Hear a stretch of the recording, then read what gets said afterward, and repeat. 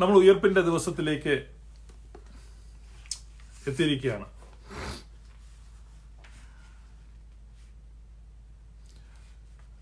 ഉയർപ്പ് പെരുന്നാളിന്റെ ഒരു പുറമിയോൻ വായിച്ച് നമുക്ക് തുടങ്ങാം.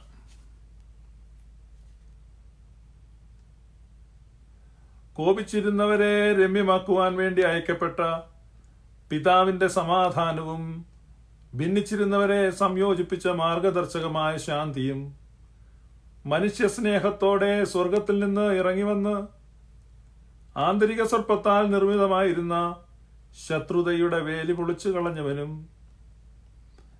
എന്റെ സമാധാനം ഞാൻ നിങ്ങൾക്ക് നൽകുന്നു, എന്റെ സമാധാനം ഞാൻ നിങ്ങൾക്കായി പ്രദാനം ചെയ്യുന്നു എന്ന് ശിഷ്യന്മാരോട് കൽപ്പിച്ചവനും ശുദ്ധിമതികളെയും ശിഷ്യന്മാരെയും തന്റെ സമാധാനം മൂലം സന്തോഷിപ്പിച്ച് തന്റെ പുനരുത്ഥാന സമാധാനവും നിരപ്പും ശിഷ്യന്മാരോട് അറിയിപ്പാൻ അവരോട് കൽപ്പിച്ചവനും തന്റെ പുനരുത്ഥാനത്താൽ മേലുള്ളവരുടെയും താഴെയുള്ളവരുടെയും ഇടയിൽ സമാധാനം വിതച്ച് തന്റെ ഉയർപ്പ് മൂലം അവിശ്വാസികളെ ലജ്ജിപ്പിക്കുകയും ശിഷ്യരെ സന്തോഷിപ്പിക്കുകയും ചെയ്തവനുമായ കർത്താവിന് സ്തുതി. ജീവദായകമായ നിന്റെ പുനരുത്ഥാനത്തിന്റെ ഈ വിശുദ്ധ പെരുന്നാൾ ദിനത്തിൽ ഞങ്ങൾ നിന്നോട് അപേക്ഷിക്കുന്നു, നിന്റെ സമാധാനം ഞങ്ങളുടെ പള്ളികളിലും ദേറാകളിലും സ്ഥാപിക്കണമേ. നാശകരമായ കലഹവും വിദ്വേഷവും ഞങ്ങളിൽ നിന്ന് ദൂരീകരിക്കണമേ. വിശുദ്ധാത്മ ചുംബനം മൂലം ഞങ്ങളിൽ പരസ്പരം സമാധാനം നൽകുവാൻ ഇടയാക്കണമേ. ഞങ്ങൾ സമാധാന സന്താനങ്ങളും സമാധാന പ്രിയരുമായി ഭവിക്കുമാറാകണമേ. Beautiful prayer, prophetically written. പ്രൊമിയോനിൽ ആദ്യം അവിടെ എഴുതിയിരിക്കുന്നത് കോപിച്ചിരിക്കുന്നവരെ രമ്യമാക്കുവാൻ വേണ്ടി അയക്കപ്പെട്ട പിതാവിന്റെ സമാധാനവും. നമ്മൾ ഒത്തിരി ആളുകൾക്കുള്ള സംശയമാണ്, പിതാവ് കോപിച്ചിരിക്കുകയാണോ? പ്രത്യേകിച്ച് നമ്മൾ പല ആളുകളും സംശയങ്ങൾ പ്രയറുകളൊക്കെ ഉദ്ധരിച്ച് ചോദിക്കാറുണ്ട്. ഇവിടെ കോപിച്ചിരിക്കുന്നത് മനുഷ്യനാണ്. മനുഷ്യവർഗത്തോട് കോപിച്ചിരിക്കുന്ന പിതാവ് എന്ന് ചില പ്രാർത്ഥനയിൽ കേൾക്കാം. മനുഷ്യവർഗത്തോട് പിതാവിന് യാതൊരു കോപവുമില്ല. കോപിച്ചിരിക്കുന്ന പിതാവ് ഒരിക്കലും out of his love he sent his son to die on the cross. Thus he manifested his endless love to humanity. മനുഷ്യവർഗത്തോടുള്ള അനന്തമായ സ്നേഹത്തെ കുരിശിൽ കർത്താവ് പ്രദർശിപ്പിച്ചു. മനുഷ്യന്റെ ഹൃദയത്തിലാണ് കോപം. അതുകൊണ്ടാണ് കോപിച്ചിരിക്കുന്നവരെ രമ്യമാക്കുവാൻ വേണ്ടി അയക്കപ്പെട്ട പിതാവിന്റെ സമാധാനം. Jesus Christ is the peace of father. പിതാവിന്റെ സമാധാനമാണ്. അതാണ് നമ്മൾ അവിടെ വായിക്കുന്നത്. ഉയർപ്പ്, ക്രിസ്തു മരണത്തെ പരാജയപ്പെടുത്തി ഉയർത്തെഴുന്നേറ്റു. മരണത്തിന്റെ ബന്ധനങ്ങളെ അഴിച്ചു. പാതാളത്തിന്റെ കവാടങ്ങളെ തകർത്തു. പാതാളത്തിലെ ആടുകളെ സ്വതന്ത്രമാക്കി. മനുഷ്യന്റെ മനസ്സിലെ ഇരുളും സംശയവും, നമ്മൾ ഗ്ലോറിയസ് ഗോസ്പൽ കഴിഞ്ഞ കുറെ മാസങ്ങളായി നിങ്ങൾ തുടർച്ചയായിട്ട് കേൾക്കുന്നു. മനുഷ്യ ഹൃദയങ്ങളിൽ നിന്നുള്ള സംശയത്തിന്റെ ഇരുൾ മാറിപ്പോകണം. ദൈവസ്നേഹത്തിലുള്ള സംശയം, അതാണ് അവിശ്വാസം. ദൈവസ്നേഹത്തിലുള്ള ഉറപ്പ്, the confidence in the love of God, that is faith. വിശ്വാസം. വിശ്വാസം എന്നാൽ എന്താണ്? Confidence in the love of God. അവിശ്വാസം എന്നാൽ എന്താണ്? Doubt in the love of God. പക്ഷെ ഇന്ന് വിശ്വാസികളെന്ന് അഭിമാനിക്കുകയും അവകാശപ്പെടുകയും ചെയ്യുന്ന ആളുകൾക്കാണ് ദൈവസ്നേഹത്തിൽ ഡൗട്ടുള്ളത്. ഈ ഉയർപ്പിന്റെ ദിവസം, നമ്മൾ ഉയർപ്പിനെ കൊണ്ടാടുന്ന ഈ ദിവസം, ഓരോരുത്തരും സ്വയം ചോദിക്കേണ്ട ഒരു ചോദ്യമുണ്ട്. എനിക്ക് ഈ ദൈവസ്നേഹത്തിൽ സംശയമുണ്ടോ? നിങ്ങളിൽ എത്ര പേർക്ക് പറയാൻ പറ്റും ലവലേശം സംശയമില്ല? ലവലേശം സംശയമില്ല. ഈ മധ്യകാലഘട്ടത്തിൽ ജീവിച്ചിരുന്ന ഒരു വിശുദ്ധയുണ്ട്, ജൂലിയാൻ ഓഫ് നോർവിച്ച്. ഒരു ആ ശുദ്ധിമതിയുടെ ഒരു രചനയുണ്ട്. നിങ്ങൾ ഓർക്കണം, ഏകദേശം 600 വർഷം മുമ്പാണ് ആ വനിതാരത്നം ജീവിച്ചിരുന്നത്. എൻ്റെ ഒരു ഫേവററ്റ് ബുക്കാണ്. പലരും ചോദിക്കാറുണ്ട്, ഞാൻ വായിക്കുന്ന ബുക്കുകളുടെ ഈ ഒരു ബുക്ക് നിങ്ങൾക്ക് കടകളിൽ മേടിക്കാൻ കിട്ടും, അല്ലെങ്കിൽ ഓൺലൈനിൽ ഫ്രീ ആയിട്ട് നിങ്ങൾക്ക് കിട്ടുന്ന ബുക്കാണ്. അത് റെവലേഷൻ ഓഫ് ഡിവൈൻ ലവ് എന്നാണ് ആ ബുക്കിന്റെ പേര്. Revelations of Divine love, Julian of Norwich. നിങ്ങൾക്ക് വേണമെങ്കിൽ ഗൂഗിൾ ചെയ്താൽ എനിക്ക് തോന്നുന്നു PDF ഒക്കെ ഫ്രീ ആയിട്ട് കിട്ടുമെന്ന് തോന്നുന്നു. എൻ്റെ 2 കോപ്പി ഇരിപ്പുണ്ട്. അപ്പം ആ ബുക്ക് നിങ്ങൾ, അപ്പം അതിനകത്ത് നശിച്ചു പോകുന്ന ആത്മാക്കൾ എന്നൊരു കോൺസെപ്റ്റ്. പല ആളുകളും നമ്മൾ മറ്റുള്ളവരെ കുറിച്ചാണ് ഉത്കണ്ഠ, അവരൊക്കെ നരകത്തിൽ പോകും. നിങ്ങൾക്കറിയോ, കത്തോലിക്ക തിരുസഭയാണ് ലോകത്ത് ഏറ്റവും കൂടുതൽ ആളുകളെ വിശുദ്ധരായിട്ട് പ്രഖ്യാപിച്ചിട്ടുള്ളത്. എന്ന് പറഞ്ഞാൽ സഭയ്ക്ക് യാതൊരു സംശയവുമില്ല, ആ വ്യക്തി അല്ലെങ്കിൽ ആ ആള് ദൈവത്തോടടുത്താണ് ഇരിക്കുന്നത്, സ്വർഗത്തിലാണ്, അത് കുഴപ്പമില്ല, വിശുദ്ധനാണ്. വിശുദ്ധനായിട്ട് പ്രഖ്യാപിക്കുക, നാമകരണ നടപടി, അങ്ങനെ ഒരു പരിപാടി കത്തോലിക്ക സഭയ്ക്കുണ്ട്. ഓർത്തഡോക്സിയിൽ അങ്ങനെ ഒരു പരിപാടിയില്ല. ഓർത്തഡോക്സിയിൽ ആരെയും വിശുദ്ധനായിട്ടൊന്നും പ്രഖ്യാപിക്കുന്നില്ല. കത്തോലിക്ക സഭയ്ക്കുള്ള ഒരു കാര്യമാണ്. എന്നാൽ ഈ കത്തോലിക്ക സഭ ഇന്ന് വരെ ഒരാളെങ്കിലും നരകത്തിലാണെന്ന് പ്രഖ്യാപിച്ചായിട്ട് നിങ്ങൾ കണ്ടിട്ടുണ്ടോ? ഇന്നടത്ത് ഇന്ന ആളല്ല, ഇന്ന വ്യക്തി നരകത്തിലാണ്, അശുദ്ധൻ ആയിട്ട്. വിശുദ്ധനായിട്ട് പലരെയും പ്രഖ്യാപിക്കാറുണ്ട്, പക്ഷേ അശുദ്ധനായിട്ട് ഇപ്പൊ ലോകത്തിലെ മനുഷ്യ ചരിത്രത്തിൽ ഏറ്റവും ഭീകരനായിട്ട് എപ്പോഴും ചിത്രീകരിക്കുമ്പോൾ ഏറ്റവും നമ്പർ 1 പ്ലേസിൽ വരുന്ന ആളാണ് അഡോൾഫ് ഹിറ്റ്ലർ. ഏറ്റവും ക്രൂരതയുടെ പര്യായമായിട്ടും എല്ലാവരും ആദ്യം ചോദിക്കുന്നത് ഹിറ്റ്ലർ സ്വർഗത്തിൽ പോകുമോ, ഇതൊക്കെയാണ്.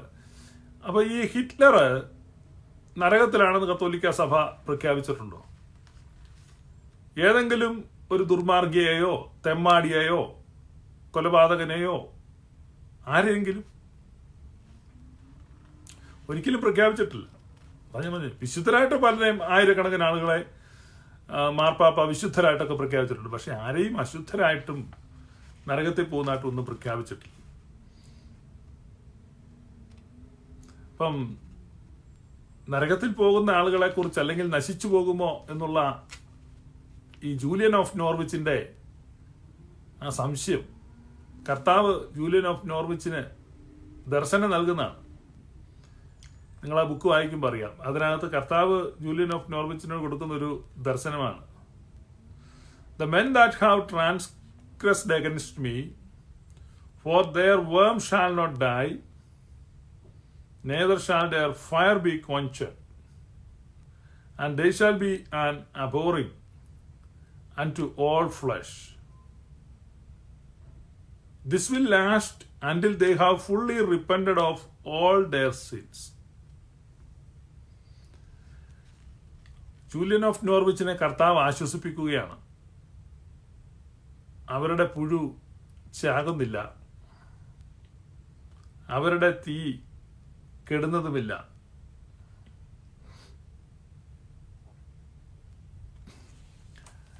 ജൂലിയൻ ഓഫ് നോർവിച്ചിനോട് ആ ദർശനത്തിൽ കർത്താവ് കൊടുക്കുന്ന ദർശനം, നിങ്ങൾ ആ ബുക്ക് വായിക്കുമ്പോഴാണ് അത് മനസ്സിലാകുന്നത്. നിങ്ങൾ ഇതുവരെ കേട്ടിട്ടില്ലാത്തൊരു ഇന്റർപ്രിട്ടേഷനാണ് ഈ ജൂലിയൻ ഓഫ് നോർവിച്ച് എഴുതിയിരിക്കുന്നത് കേട്ടോ. ഇതൊരു പുതിയ കാര്യമൊന്നുമില്ല, 14ാം നൂറ്റാണ്ടിൽ എഴുതപ്പെട്ട കാര്യം ഞാൻ പറയുന്നു. അവരുടെ പുഴു ചാകുന്നില്ല. അവരുടെ പുഴു എന്ന് പറഞ്ഞാൽ അവരുടെ ജീവൻ. ഞാൻ പിന്നെ പറഞ്ഞത് എൻ്റെ ഇന്റർപ്രിട്ടേഷൻ അല്ല, ജൂലിയൻ എഴുതുക. അവരുടെ ജീവൻ എന്ന് പറഞ്ഞാൽ അവരുടെ ഉള്ളിലെ ഒരു ജീവനുണ്ടല്ലോ, അതാ പുഴു, അതൊരിക്കലും ചാകുന്നില്ല. അവരുടെ തീ കെട്ടുപോകുന്നതുമില്ല. പുകയുന്ന തിരിയാണത്, കെട്ടുപോകുന്നില്ല. അവരുടെ തീ കെട്ടുപോകത്തുമില്ല, അവരുടെ പുഴു ചത്തുപോകത്തുമില്ല. അത് മെയിൻറ്റെയിൻ ചെയ്യപ്പെടും. When they fully repented they will be restored. ഇതാണ് പ്രാർത്ഥനയിൽ ജ്വലിച്ചുയർന്ന ഒരു വിശുദ്ധമതിയാണ് Julian of Norwich. Even Protestant സഭാംഗങ്ങളും അംഗീകരിക്കുകയും ആവേശത്തോടെ വായിക്കുകയും ചെയ്യുന്ന ഒരു ബുക്കാണ് Revelations of Divine Love. So ഈ ലോക്ക്ഡൌണിന്റെ കാലത്ത് നിങ്ങൾക്ക് വേണേൽ വായിക്കാൻ പറ്റിയൊരു ബുക്കാണ്. ഒന്ന് എടുത്ത് വായിച്ചു നോക്കുക. ആഴ്ചവട്ടത്തിന്റെ 1-ാം നാൾ മഗ്ദലക്കാരത്തി മറിയ രാവിലെ ഇരുട്ടുള്ളപ്പോൾ തന്നെ കല്ലറക്കൽ ചെന്നു. കല്ലറക്കൽ നിന്ന് കല്ല് നീങ്ങിയിരിക്കുന്ന കണ്ടു. അവൾ ഓടി ശീമോൻ പത്രോസിന്റെയും യേശുവിന് പ്രിയനായ മറ്റേ ശിഷ്യന്റെയും അടുക്കൽ ചെന്ന് കർത്താവിനെ കല്ലറയിൽ നിന്ന് എടുത്തുകൊണ്ടുപോയി. അവനെ എവിടെ വെച്ചു എന്ന് ഞങ്ങൾ അറിയുന്നില്ല എന്ന് അവരോട് പറഞ്ഞു. Somebody stole his body. ഇതാണ് മറിയത്തിന്റെ അണ്ടർസ്റ്റാൻഡിങ്. ആരോ അവന്റെ ശരീരം മോഷ്ടിച്ചു. അതുകൊണ്ട് പത്രോസും മറ്റേ ശിഷ്യനും പുറപ്പെട്ടു കല്ലറയ്ക്ക് ചെന്ന് ഇരുവരും ഒന്നിച്ചോടി. മറ്റേ ശിഷ്യൻ പത്രോസിനേക്കാൾ വേഗത്തിലോടി. ആരാണ് ഈ മറ്റേ ശിഷ്യൻ എന്ന് വെച്ചാൽ ഈ സുവിശേഷം എഴുതുന്ന ആളാണ്, യോഹന്നാൻ തന്നെയാണ്. കാരണം എന്തായിരിക്കും യോഹന്നാൻ വേഗത്തിലോടിയത്? നിങ്ങൾക്ക് ആർക്കെങ്കിലും പറയോ? യോഹന്നാൻ വേഗത്തിലോടിയതിന്റെ കാരണം യോഹന്നാൻ പയ്യനായിരുന്നു, യങ്ങർ. അതിന് വലിയ തിയോളജിക്കൽ അർത്ഥമൊന്നുമില്ല. യോഹന്നാൻ വേഗത്തിലോടി. ആദ്യം കല്ലറക്കിലെത്തി, കുനിഞ്ഞു നോക്കി, ശീലകൾ കിടക്കുന്ന കണ്ടു. അകത്തു കടന്നില്ല താനും.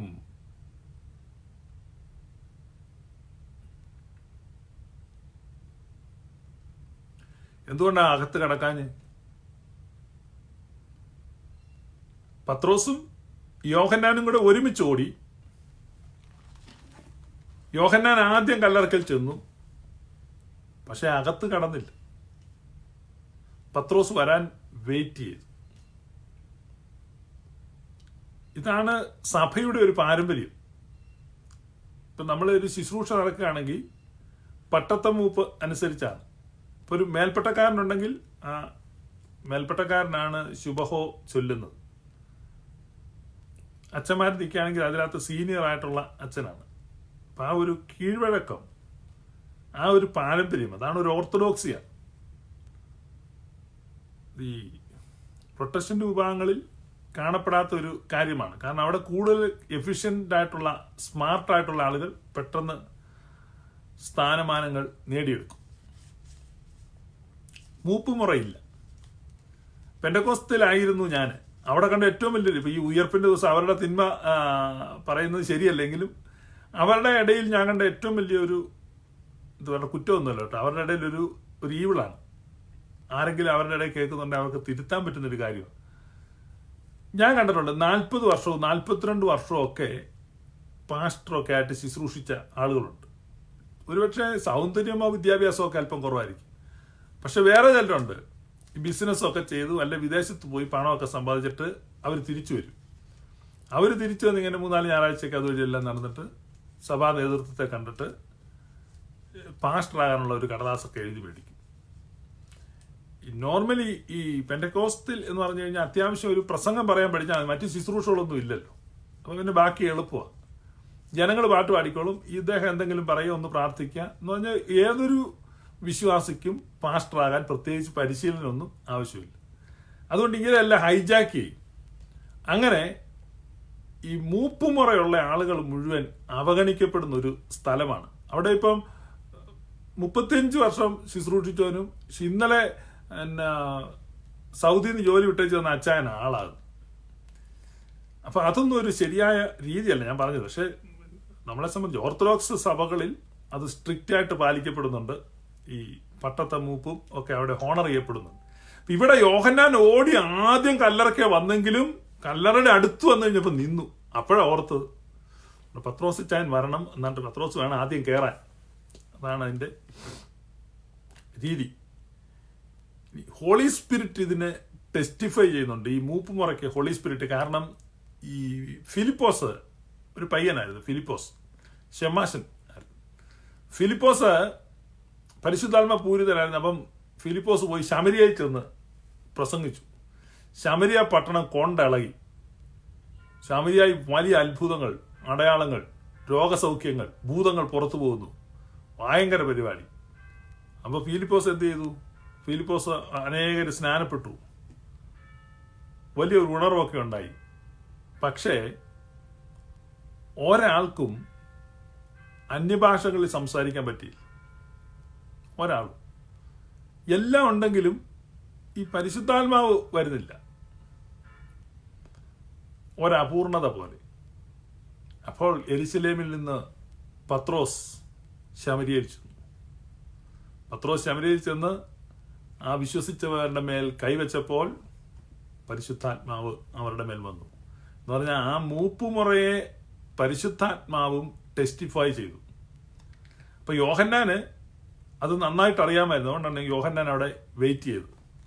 പത്രോസ് വന്നു കഴിഞ്ഞപ്പോൾ മറ്റേ ശിഷ്യൻ പത്രോസിനേക്കാൾ വേഗത്തിലോടി ആദ്യം കല്ലറക്കലെത്തി.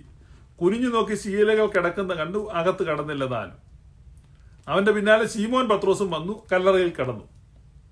ശീലകൾ കിടക്കുന്നത് എന്ന് പറഞ്ഞാൽ നമുക്ക് അല്പം വേഗത കൂടുതലുണ്ടെങ്കിലും ആ മൂപ്പുമുറയെ ഓവർ റൈറ്റ് ചെയ്യാൻ അത് പോരാ എന്നാ ഞാൻ പറഞ്ഞു. ഒരുപക്ഷെ അല്പം വേഗത കാണും, പക്ഷെ ആ വേഗത കൊണ്ട് നമ്മൾ എന്തിനെ ഓവർടേക്ക് ചെയ്യരുത്? മൂപ്പുമുറയെ ഓവർടേക്ക് ചെയ്യരുത്. നമ്മൾ മുതിർന്നവരെ ബഹുമാനിക്കണം. ഒരുപക്ഷെ നമുക്ക് വിദ്യാഭ്യാസം കൂടുതൽ കാണും. ഇന്നിപ്പോൾ നമ്മുടെ കേരളത്തിലെ, ഇന്ത്യയിലെ മിഡിൽ ക്ലാസ് ഫാമിലിയുടെ ക്രൈസിസ്, ഏറ്റവും വലിയ ക്രൈസിസ് അപ്പനും അമ്മയെക്കാളും ശമ്പളമുള്ള മക്കളാണ്. അപ്പം മക്കളെ ബഹുമാനിക്കുക, മക്കളുടെ മുമ്പിൽ എഴുന്നേറ്റ് നിൽക്കുക, ഓച്ചാനിച്ച് നിൽക്കുന്ന ഒരു ഫാമിലിയാണ് ഇന്ത്യയിൽ കാണുന്നത്. ഞാൻ ഒരുപാട് ഫാമിലീസുമായിട്ട് ഇടപെടുന്നത്, അപ്പോൾ അവരുടെ എല്ലാം കാണുന്നത് ഏറ്റവും വലിയ കാഴ്ചയാണ്. കുഞ്ഞുങ്ങൾ അവർ കോൾ സെന്ററിൽ അവിടെ ഇവിടെയൊക്കെ അമേരിക്കൻ കമ്പനിയിലൊക്കെ ജോലി ചെയ്യുക. അപ്പം അവർക്ക് ഡോളറിലാണ് ശമ്പളം. അപ്പം ഇന്ത്യൻ മണിയിൽ കൺവേർട്ട് ചെയ്യുമ്പോൾ അവരെ വളർത്തി ഇത്ര വലുതാക്കി അപ്പൻ്റെ അമ്മയുടെയും കൂടെ കമ്പൈൻഡ് ഇൻകത്തേക്കാളും ഇൻകം ഇവക്ക് തന്നെ അല്ല ഇവന് തന്നെ കിട്ടുകയാണ്.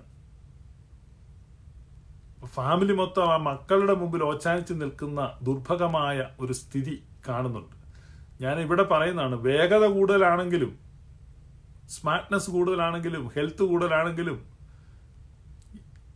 എന്തെല്ലാം അഡ്വാൻറ്റേജസ് നിനക്കുണ്ടെങ്കിലും മൂപ്പുമുറ ഒരുപക്ഷെ പണം കൂടുതൽ കാണും. സാമ്പത്തിക സ്ഥിതി കൂടുതൽ വരുമ്പോൾ അപ്പനെ മറക്കുക, അമ്മയെ മറക്കുക, അവരെ ബഹുമാനിക്കാതിരിക്കുക, വരച്ചവരെ നിർത്താൻ നോക്കുക, അങ്ങനെയുള്ള ശീലങ്ങൾ, അങ്ങനെയുള്ളൊരു കാലത്താണ് നമ്മൾ ജീവിക്കുന്നത്. അതുകൊണ്ട് പത്രോസിന്റെ ആ മൂപ്പ് സ്ഥാനത്തെ യോഹന്നാൻ മാനിച്ചതുപോലെ നമ്മൾ മാനിക്കണം. അപ്പോൾ കല്ലറ കിടന്ന് ശീലകൾ കിടക്കുന്നു, അവന്റെ തലയിൽ ചുറ്റിരുന്ന് ഉറുമാൽ ശീലകളോടുകൂടെ കിടക്കാതെ വേറെ ഒരിടത്ത് ചുരുട്ടി വെച്ചിരിക്കുന്നതും കണ്ടു. ആദ്യം കല്ലറക്കിലെത്തിയ മറ്റേ ശിഷ്യനും അപ്പോൾ അകത്ത് ചെന്ന് കണ്ട് വിശ്വസിച്ചു. അവൻ മരിച്ചവരിൽ നിന്ന് ഉയർത്തെഴുന്നേൽക്കാനാകുന്നു എന്ന തിരുവെഴുത്ത് അവർ അതുവരെ അറിഞ്ഞില്ല. എന്നാൽ മറിയ കല്ലറയ്ക്കൽ പുറത്ത് കരഞ്ഞുകൊണ്ട് നിന്നു. കരയുന്നതിനിടയിൽ അവൾ കല്ലറയിൽ കുനിഞ്ഞു നോക്കി. യേശുവിന്റെ ശരീരം കിടന്നിരുന്ന ഇടത്ത് വെള്ളവസ്ത്രം ധരിച്ച 2 ദൂതന്മാർ, ഒരുത്തൻ തലക്കിലും ഒരുത്തൻ കാൽക്കലും ഇരിക്കുന്നത് അവൾ കണ്ടു.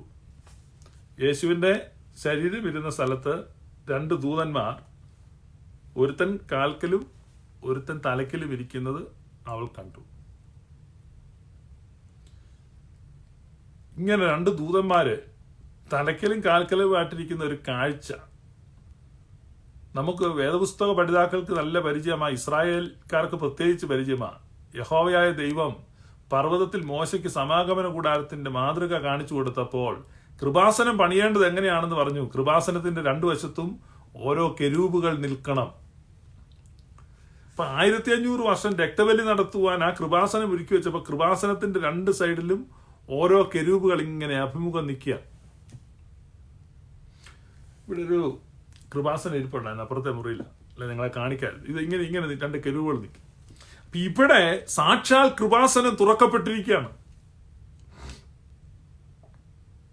തത്സമയത്ത് കൃപ പ്രാപിക്കേണ്ടതിന് ധൈര്യത്തോടെ ദൈവസിംഹാസനത്തിന് അടുത്ത് ചെല്ലുവാൻ സകല മനുഷ്യരെയും പ്രാപ്തരാക്കുവാൻ ജീവനുള്ള ഒരു പുതുവഴി സ്വന്തം രക്തത്താൽ സ്ഥാപിച്ചിരിക്കുന്ന കർത്താവ് തുറന്നിരിക്കുന്ന സാക്ഷാൽ പുതുവഴി ഓപ്പൺ ആയിരിക്കുകയാണ്. ഇതാണ് കൃപാസനം, സാക്ഷാൽ കൃപാസനം. പ്രിയപ്പെട്ടവരെ, മഹാപുരോഹിതൻ ആണ്ടിലൊരിക്കലാണ് അതിവിശുദ്ധ സ്ഥലത്ത് ചെല്ലുന്നത്.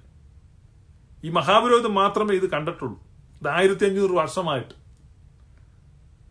തിരശ്ശീലയ്ക്കകത്ത് അതിവിശുദ്ധ സ്ഥലത്ത് ഇങ്ങനെ ഒരെണ്ണം ഉണ്ടെന്നുള്ളൊരു കേൾവി മാത്രമേ ഇസ്രായേലിയർക്കുള്ളൂ. മനസ്സിലായോ? ഇത് മഹാപുരോഹിതൻ വിരലെണ്ണാവുന്ന ആളുകളാണ് ഇത്രയും വർഷം കൊണ്ട് മഹാപുരോഹിതന്മാരായിട്ടുള്ളത്. അത്ര ആളുകളെ ഇത് കണ്ടിട്ടുള്ളൂ.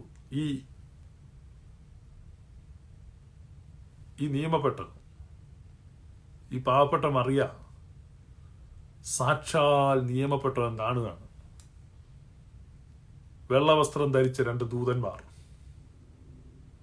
യേശുവിന്റെ ശരീരം കിടന്ന സ്ഥലത്ത് ഒരുത്തൻ കാൽക്കലും ഒരുത്തൻ തലക്കലുമായിട്ടിരിക്കുകയാണ്. മറിയേ, നീ നോക്ക്, ദാ സാക്ഷാൽ നിയമപ്പെട്ടതും ഇരിക്കുന്നു. ജീവന്റെ പുതുവഴി ഇവിടെ തുറക്കപ്പെട്ടിരിക്കുന്നു.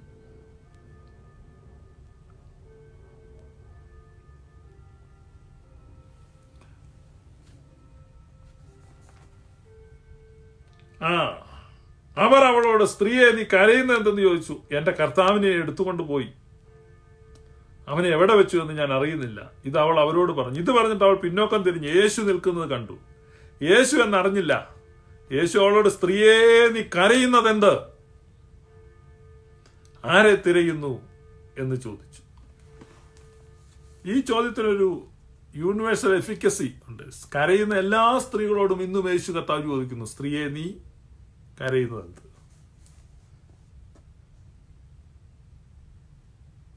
ആരെ തിരയുന്നു? അവൻ തോട്ടക്കാരൻ എന്ന് നിരൂപിച്ചിട്ട് അവൾ യജമാനനെ, ആർ യു ദ ഗാർഡനർ? ഈ പെണ്ണുങ്ങളുടെ ഒരു കാര്യം തമാശ, അവർക്ക് മൊത്തം തെറ്റിദ്ധാരണയാണ്.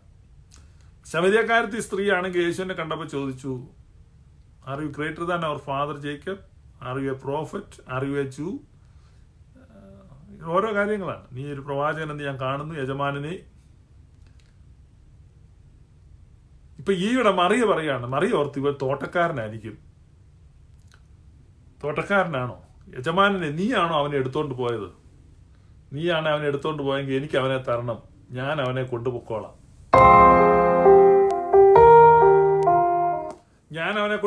മറിയ പറയാണ്.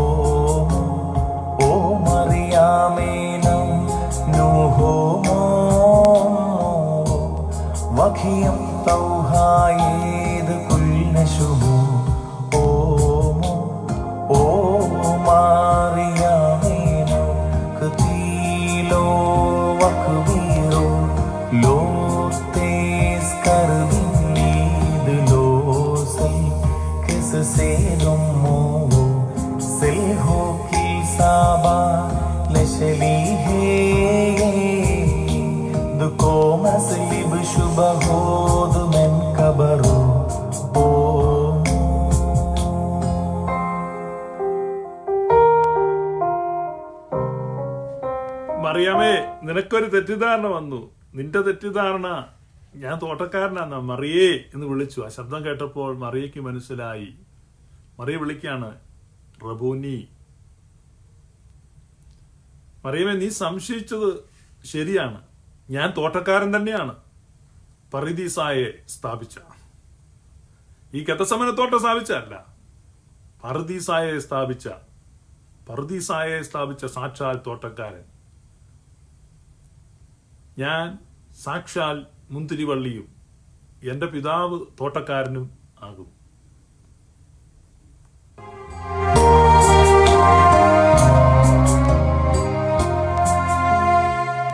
മറിയാമേ, ഞാൻ തോട്ടക്കാരൻ തന്നെ, ഞാൻ പറുദീസായി സ്ഥാപിച്ചു ശ്രേഷ്ഠൻ. ഓ മറിയാമേ, ഞാൻ ജീവികൾ തൻ ജീവൻ താൻ പുനരുജ്ജീവനമോടെഴുന്നേൽക്കും. ഞാൻ കൊല്ലപ്പെട്ടു, ഞാൻ കല്ലറയാണോ, തൊട്ടിടരുതേ, ഞാൻ ആദാധികമേറിയിട്ടില്ല. മഹിമയുടെ കബറിന്നെഴുന്നേറ്റേനെന്നേവം ശിഷ്യന്മാരോടായി നീ സുവിശേഷിക്ക.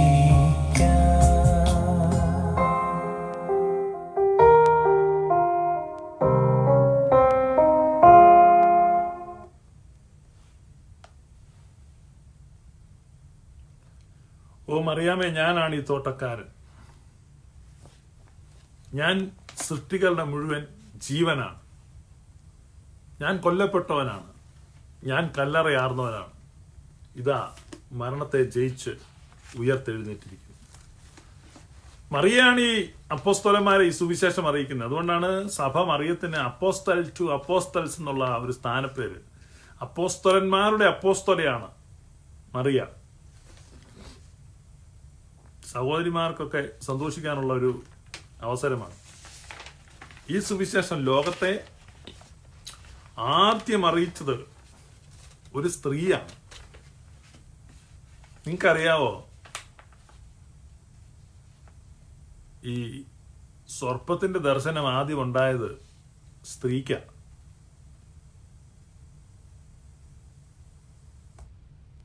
സ്ത്രീയാണ് വീഴ്ചയ്ക്ക് കാരണമായത്. അതുകൊണ്ട് സ്ത്രീവർഗത്തിനാണ് ആദ്യം ജീവൻ വെളിപ്പെടുന്നത്. അതുകൊണ്ടാണ് നമ്മൾ ഈ സുറിയാനി സഭയുടെ പള്ളികളിൽ ചെല്ലുമ്പോൾ ഈ തിരശീല വലത്തുനിന്ന് ഇങ്ങനെ ഇടത്തോട്ട് മാറിപ്പോകുന്ന നിങ്ങൾക്ക് കാണാം. തിരശീല സ്ത്രീകളുടെ വശത്തിൽ നിന്നാണ് അത് നീങ്ങുന്നത്.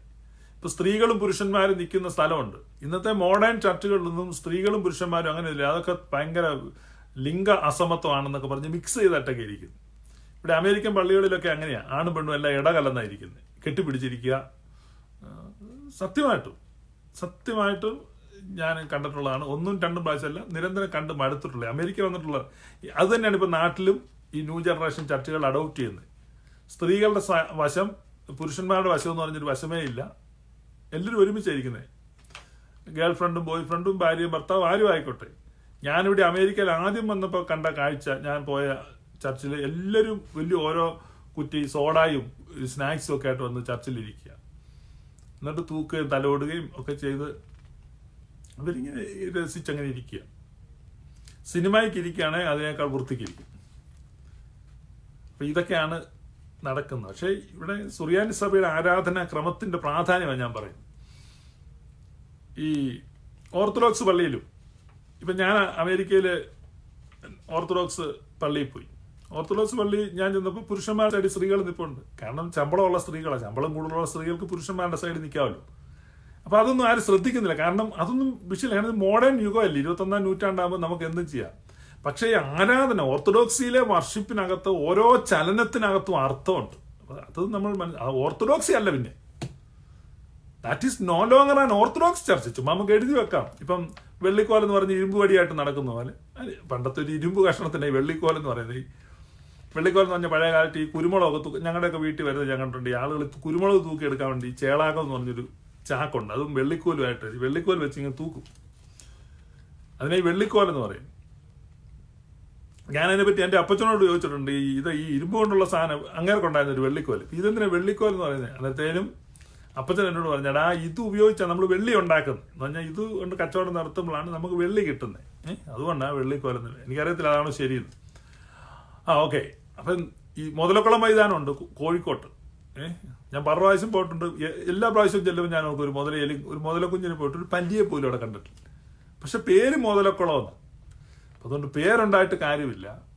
നമ്മൾ അങ്ങനെ വന്ന് നിൽക്കുന്ന വഷളായ സ്ത്രീകൾ കറക്റ്റ് നിങ്ങളുടെ സ്ഥലത്ത് പോയി നിൽക്കണം. കാരണം ഇത് സ്ത്രീകളുടെ സൗഭാഗ്യമാണ് ആ സ്ഥലത്ത് നിൽക്കുന്നത്. ഓരോ പ്രാവശ്യവും തിരശ്ശീല മാറുമ്പോൾ നിങ്ങളുടെ വശത്തു നിന്നാണ് മാറുന്നത്. കാരണം ഈ രക്ഷാകരമായ സുവിശേഷം ആദ്യം സ്ത്രീകൾക്ക് വെളിപ്പെട്ടു എന്ന് ഓരോ പ്രാവശ്യവും തിരശ്ശീല മാറ്റുമ്പോൾ മൗനമായി മന്ത്രിക്കുകയാണ്. പരിശുദ്ധ സഭ സ്ത്രീകളെ ആദരിക്കുക. അതുകൊണ്ടാണ് ലേഡീസ് ഫസ്റ്റ് എന്നുള്ള ഒരു ചൊല്ല് തന്നെ ഉണ്ടായത്. കാരണം അവർക്കാണ് ഇത് ആദ്യം വെളിപ്പെടുന്നത്. അതാണ് നിങ്ങൾ മനസ്സിലാക്കുക. നിങ്ങൾ ടേക്ക് യുവർ പൊസിഷൻസ്. നിങ്ങളുടെ പൊസിഷനിൽ നിങ്ങൾ പോയി നിൽക്കുക. അത് വളരെ പ്രധാനപ്പെട്ടതാണ്. Most important. God is love. ദൈവം സ്നേഹമാകുന്നു. 1 Yohannan 4:8, 1 Yohannan 4:16. God is love. How many of you believe that God is omniscient? എല്ലാവരും പറയും ഞങ്ങളത് വിശ്വസിക്കുന്നു. പക്ഷെ ഈ പണ്ട് ആരാണ്ട് പറയുമ്പോഴേക്കും ഈ സീഡിനോട് അടുക്കുമ്പോഴാണ് മാങ്ങായുടെ പുളി അങ്ങോട്ട് വെളിപ്പെടുന്നതെന്ന് പറയും. ഞാൻ പറഞ്ഞു നിങ്ങളാരും വിശ്വസിക്കുന്ന ആരും വിശ്വസിക്കുന്നില്ല. ഞാൻ എത്രയോ നാളായിട്ട് ഇൻവൈറ്റ് ചെയ്യുന്നു, നിങ്ങൾ എൻ്റെ ഈ ലൈവിൽ വന്ന് ജോയിൻ ചെയ്യുക. നിങ്ങൾ വിശ്വസിക്കുന്നു എന്ന് പറയുന്ന ആരും വിശ്വസിക്കുന്നില്ലെന്ന് 10 മിനിറ്റ് കൊണ്ട് ഞാൻ പ്രൂവ് ചെയ്ത് തരാം. ആർക്ക് വേണേലും ചോദിച്ച്. കാരണം എല്ലാവരും പറയും ഞങ്ങൾ അത് വിശ്വസിക്കുന്നു, ഇത് വിശ്വസിക്കുന്നു, യേശു ദൈവപുത്രനാണെന്ന് വിശ്വസിക്കുന്നു. അങ്ങനെ വിശ്വസിക്കുന്ന ആരെങ്കിലും ഉണ്ടോ? ബ്രദറൻകാരോ പെന്റക്കോസ്തുകാരോ ആരെങ്കിലും ഉണ്ടെങ്കിൽ വാ. നിങ്ങളത് വിശ്വസിക്കുന്നില്ലെന്ന് നിങ്ങളെ ഞാൻ ബോധ്യപ്പെടുത്തി തരാം. അപ്പൊ ഇത് ദൈവം സർവജ്ഞാനിയാണെന്ന് നിങ്ങൾ വിശ്വസിക്കുന്നോ? നിങ്ങളിൽ എത്ര പേർ വിശ്വസിക്കുന്നു? ദൈവം സർവജ്ഞാനിയാണെങ്കിൽ അവൻ ആരംഭത്തിങ്കിൽ തന്നെ അവസാനം അറിയാം. ആരംഭത്തിങ്കിൽ തന്നെ അവസാനം അറിയാം. അതാണ് സർവജ്ഞാനം.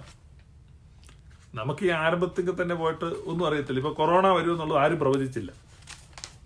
ഇപ്പൊ ചിലർ പറയുന്നുണ്ട് ഞങ്ങൾ പണ്ട് ഇങ്ങനെ പറഞ്ഞായിരുന്നു അല്ലേ, ഇപ്പോൾ ഇത് ഉടനെ ഇത് തീരും, ഇങ്ങനെ എന്ന് തീരുമെന്നോ എത്ര നാൾ കഴിഞ്ഞ് തീരുമെന്നോ എത്ര പേർ മരിക്കുമെന്നൊന്നും ആരും ഇപ്പോഴും പറയുന്നില്ല. കാരണം അവസാനം ആർക്കും അറിയത്തില്ല. അപ്പൊ സർവജ്ഞാനിയായ ദൈവം ആരംഭത്തിങ്കിൽ തന്നെ അവസാനത്തെ അറിയുന്നു. യെശയ്യാ പ്രവചനത്തിൽ എന്ന് പറഞ്ഞാൽ ഒരു വാക്യം ഞാൻ വായിക്കാം. യെശയ്യാ പ്രവചനം 46:9.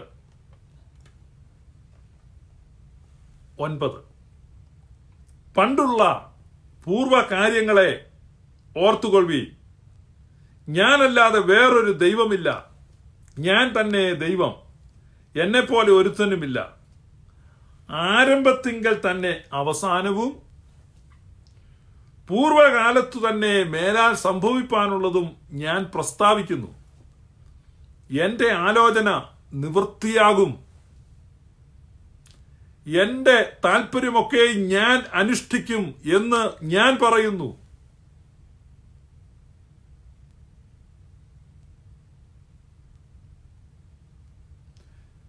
ഞാൻ എന്റെ താല്പര്യമൊക്കെയും അനുഷ്ഠിക്കും എന്ന് ഞാൻ പറയുന്നു. ഞാൻ നിരൂപിച്ചിരിക്കുന്നു, ഞാൻ അനുഷ്ഠിക്കും. എന്റെ ആലോചനയെ അനുഷ്ഠിക്കുന്ന പുരുഷനെ തന്നെ ഞാൻ വിളിക്കുന്നു, ഞാൻ വിളിക്കുന്നു, ഞാൻ വിളിക്കുന്നു, ഞാൻ വിളിക്കുന്നു. ഞാൻ പ്രസ്താവിച്ചിരിക്കുന്നു, ഞാൻ നിവർത്തിക്കും. ഞാൻ നിരൂപിച്ചിരിക്കുന്നു, ഞാൻ അനുഷ്ഠിക്കും. നീതിയോട് അകന്നിരിക്കുന്ന കഠിന ഹൃദയന്മാരെ എന്റെ വാക്ക് കേൾപ്പി, ഞാൻ എന്റെ നീതിയെ അടുത്തു വരുത്തിയിരിക്കുന്നു. നീതിയോട് അകന്നിരിക്കുന്ന കഠിന ഹൃദയന്മാരെ, നീതിയോട് അകന്നിരിക്കുന്ന കഠിന ഹൃദയന്മാരെ എന്റെ വാക്ക് കേൾപ്പി, ഞാൻ നീതിയെ അടുത്തു വരുത്തിയിരിക്കുന്നു. കല്ലായുള്ള നിങ്ങളുടെ ഹൃദയത്തെ ഞാൻ മാറ്റും. നിങ്ങൾ മാറ്റണമെന്നല്ല, ഞാൻ മാറ്റും. It's an act of God. വിശ്വസിക്കാൻ പറ്റുന്നുണ്ടോ? It's an act of God. ദൈവം ചെയ്യാൻ പോവാ. ദൈവം പറയാണ്, ഞാൻ മാറ്റും. മാംസളമായ ഹൃദയം ഞാൻ നിങ്ങളുടെ ഉള്ളിലാക്കും. നീതിയോട് അകന്നിരിക്കുന്ന കഠിന ഹൃദയന്മാരെ, ഞാനൊരു പുരുഷനെ വിളിച്ചു, എന്റെ ആജ്ഞ അനുസരിക്കുന്ന, എന്റെ ഹിതം നിവർത്തിക്കുന്ന പുരുഷനെയാണ് ഞാൻ വിളിച്ചിരിക്കുന്നത്. He knows my heart, he knows my desires, he knows my ambitions, he knows my dreams. എന്നെ അറിയുന്ന, എന്റെ സ്വപ്നങ്ങൾ അറിയുന്ന, എന്റെ ആഗ്രഹങ്ങൾ അറിയുന്ന, എന്റെ അഭിലാഷങ്ങൾ അറിയുന്ന, എന്റെ ഇച്ഛകൾ അറിയുന്ന ഒരു പുരുഷനെ ഞാൻ വിളിച്ചു. പല പ്രവാചകന്മാരെ വിളിച്ചായിരുന്നു, ഒന്നും ശരിയായിട്ടില്ല. ഇപ്പോ ഇതാ സ്വന്തം പുത്രൻ ഞാൻ വിളിച്ചു. എന്റെ ആലോചന എനിക്കുന്ന പുരുഷനെ ഞാൻ വിളിച്ചു. ഞാൻ പ്രസ്താവിച്ചിരിക്കുന്നു, എന്റെ രക്ഷ താമസിക്കുകയില്ല. ഞാൻ സിയോനിൽ രക്ഷ വരുത്തും, ഇസ്രായേലിന് എന്റെ മഹത്വം നൽകും. My counsel shall stand, and I will do all my pleasure. My counsel shall stand, and I will do all my pleasure. ലൂക്കോസ് 1:37 ദൂതൻ പറയുകയാണ്, ദൈവത്തിന് ഒരു കാര്യവും അസാധ്യമല്ല. Nothing shall be impossible for God.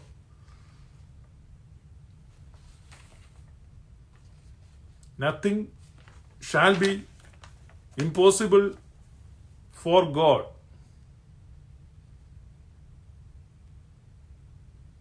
ഇപ്പോ ദൈവം എന്താണ് ഇച്ഛിക്കുന്നത്? ആരംഭത്തിങ്കൽ തന്നെ അവസാനത്തെ അറിയുന്ന ദൈവം എന്താണ് ഇച്ഛിക്കുന്നത്? ക്വസ്റ്റ്യൻ. ആരംഭത്തിങ്കൽ തന്നെ അവസാനത്തെ അറിയുന്ന ദൈവം ആഗ്രഹിക്കുന്നത് എന്താണ്? സകല മനുഷ്യരും രക്ഷ പ്രാപിക്കണം എന്ന്, സത്യത്തിന്റെ പരിജ്ഞാനത്തിൽ എത്തണം എന്ന് ദൈവം ആഗ്രഹിക്കുന്നു. തിമോത്തിയോസിന് എഴുതുമ്പോൾ പൗലോസ് പറയാണ്, സകല മനുഷ്യരും രക്ഷ പ്രാപിക്കണം എന്നും സത്യത്തിന്റെ പരിജ്ഞാനത്തിൽ എത്തണമെന്നും ദൈവം ആഗ്രഹിക്കുന്നു. റെഫറൻസ് വേണോ? 1 തിമോത്തിയോസ് 2-ാം അധ്യായം 3-ാം വാക്യം. അത് നമ്മുടെ രക്ഷിതാവായ ദൈവത്തിന്റെ സന്നിധിയിൽ നല്ലതും പ്രസാദകരവുമാകുന്നു. അവൻ 1 തിമോത്തി 2:4 അവൻ സകല മനുഷ്യരും രക്ഷ പ്രാപിപ്പാനും സത്യത്തിന്റെ പരിജ്ഞാനത്തിൽ എത്തുവാനും ഇച്ഛിക്കുന്നു. യെശയ്യാവിൽ പറയാണ്, ഞാൻ ഇച്ഛിക്കുന്നേ നടക്കത്തുള്ളൂ. ഞാൻ എന്റെ ആജ്ഞ നിവർത്തിക്കുന്ന ഒരുത്തനെ വിളിച്ചിട്ടുണ്ട്. നിങ്ങളുടെ പ്രവാചകന്മാരെ പോലെയും ന്യായാധിപന്മാരെ പോലെയും രാജാക്കന്മാരെ പോലെയും ജഡ്ജിമാരെ പോലെയും ഒന്നുമല്ല. He is not like any one of you. He knows my heart. This is my beloved son. അതാണ് ദൈവം പറയുന്നത്, ഇവൻ എൻ്റെ പ്രിയപുത്രൻ, ഇവനിൽ ഞാൻ പ്രസാദിച്ചിരിക്കുന്നു, ഇവൻ എൻ്റെ ആജ്ഞ അനുഷ്ഠിക്കുന്നവൻ, ഇവൻ എൻ്റെ ഹിതം നിവർത്തിക്കുന്നവൻ, ആരംഭത്തിങ്ക തന്നെ അവസാനവും തുടക്കത്തിൽ തന്നെ ഒടുക്കവും അറിയുന്ന ദൈവം പറയുന്നു, എൻ്റെ ഇച്ഛ മാത്രമേ നടക്കുകയുള്ളൂ, എൻ്റെ ഹിതം മാത്രമേ നടക്കുകയുള്ളൂ. ദൈവം പറയുന്നു, സകല മനുഷ്യരും രക്ഷ പ്രാപിക്കുവാൻ സത്യത്തിന്റെ പരിജ്ഞാനത്തിൽ എത്തുവാൻ ഞാൻ ഇച്ഛിക്കുന്നു. സെഫന്യാവ് പറയുന്നൊരു ഭാഗം ഞാൻ വായിക്കാം. സെഫന്യാവ്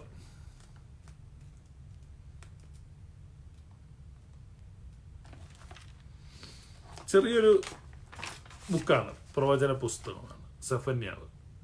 2-ാം അധ്യായം 9-ാമത്തെ വാക്യം മുതൽ വായിക്കും. അതുകൊണ്ട് ഇസ്രായേലിന്റെ ദൈവമായ സൈന്യങ്ങളുടെ യഹോവയുടെ അരുളപ്പാട്, എന്നാണ് മോവാബ് സോദോമെ പോലെയും അമ്മോര്യർ ഗൊമോറയെ പോലെയും തൂവക്കാടും ഉപ്പുപടന്നയും ശാശ്വത ശൂന്യവുമായി തീരും. എന്റെ ജനത്തിൽ ശേഷിപ്പുള്ളവർ അവരെ കവർച്ച ചെയ്യും. എന്റെ ജാതിയിൽ ശേഷിച്ചിരിക്കുന്നവർ അവരുടെ ദേശത്തെ അവകാശമായി പ്രാപിക്കും. ഇത് അവരുടെ അഹങ്കാരം നിമിത്തം അവർക്ക് ഭവിക്കും. അവർ സൈന്യങ്ങളുടെ യഹോവയുടെ ജനത്തോട് നിന്നയും വമ്പും കാട്ടിയിരിക്കുന്നുവല്ലോ. യഹോവ അവരോട് ഭയങ്കരനായിരിക്കും. അവൻ ഭൂമിയിലെ സകല ദേവന്മാരെ ക്ഷയിപ്പിക്കും. ജാതികളുടെ സകല ദ്വീപുകളും അതാത് സ്ഥലത്ത് നിന്ന് അവനെ നമസ്കരിക്കും. ഈ അമ്മോന്യരും മോവാബ്യരും നശിച്ചു പോകുന്നതിനെ കുറിച്ചാണ് അവിടെ പറയുന്നത്. സൊദോമിനെയും ഗൊമോറയും പോലെ ഞാൻ അവരെ ആക്കി മാറ്റിക്കളയും.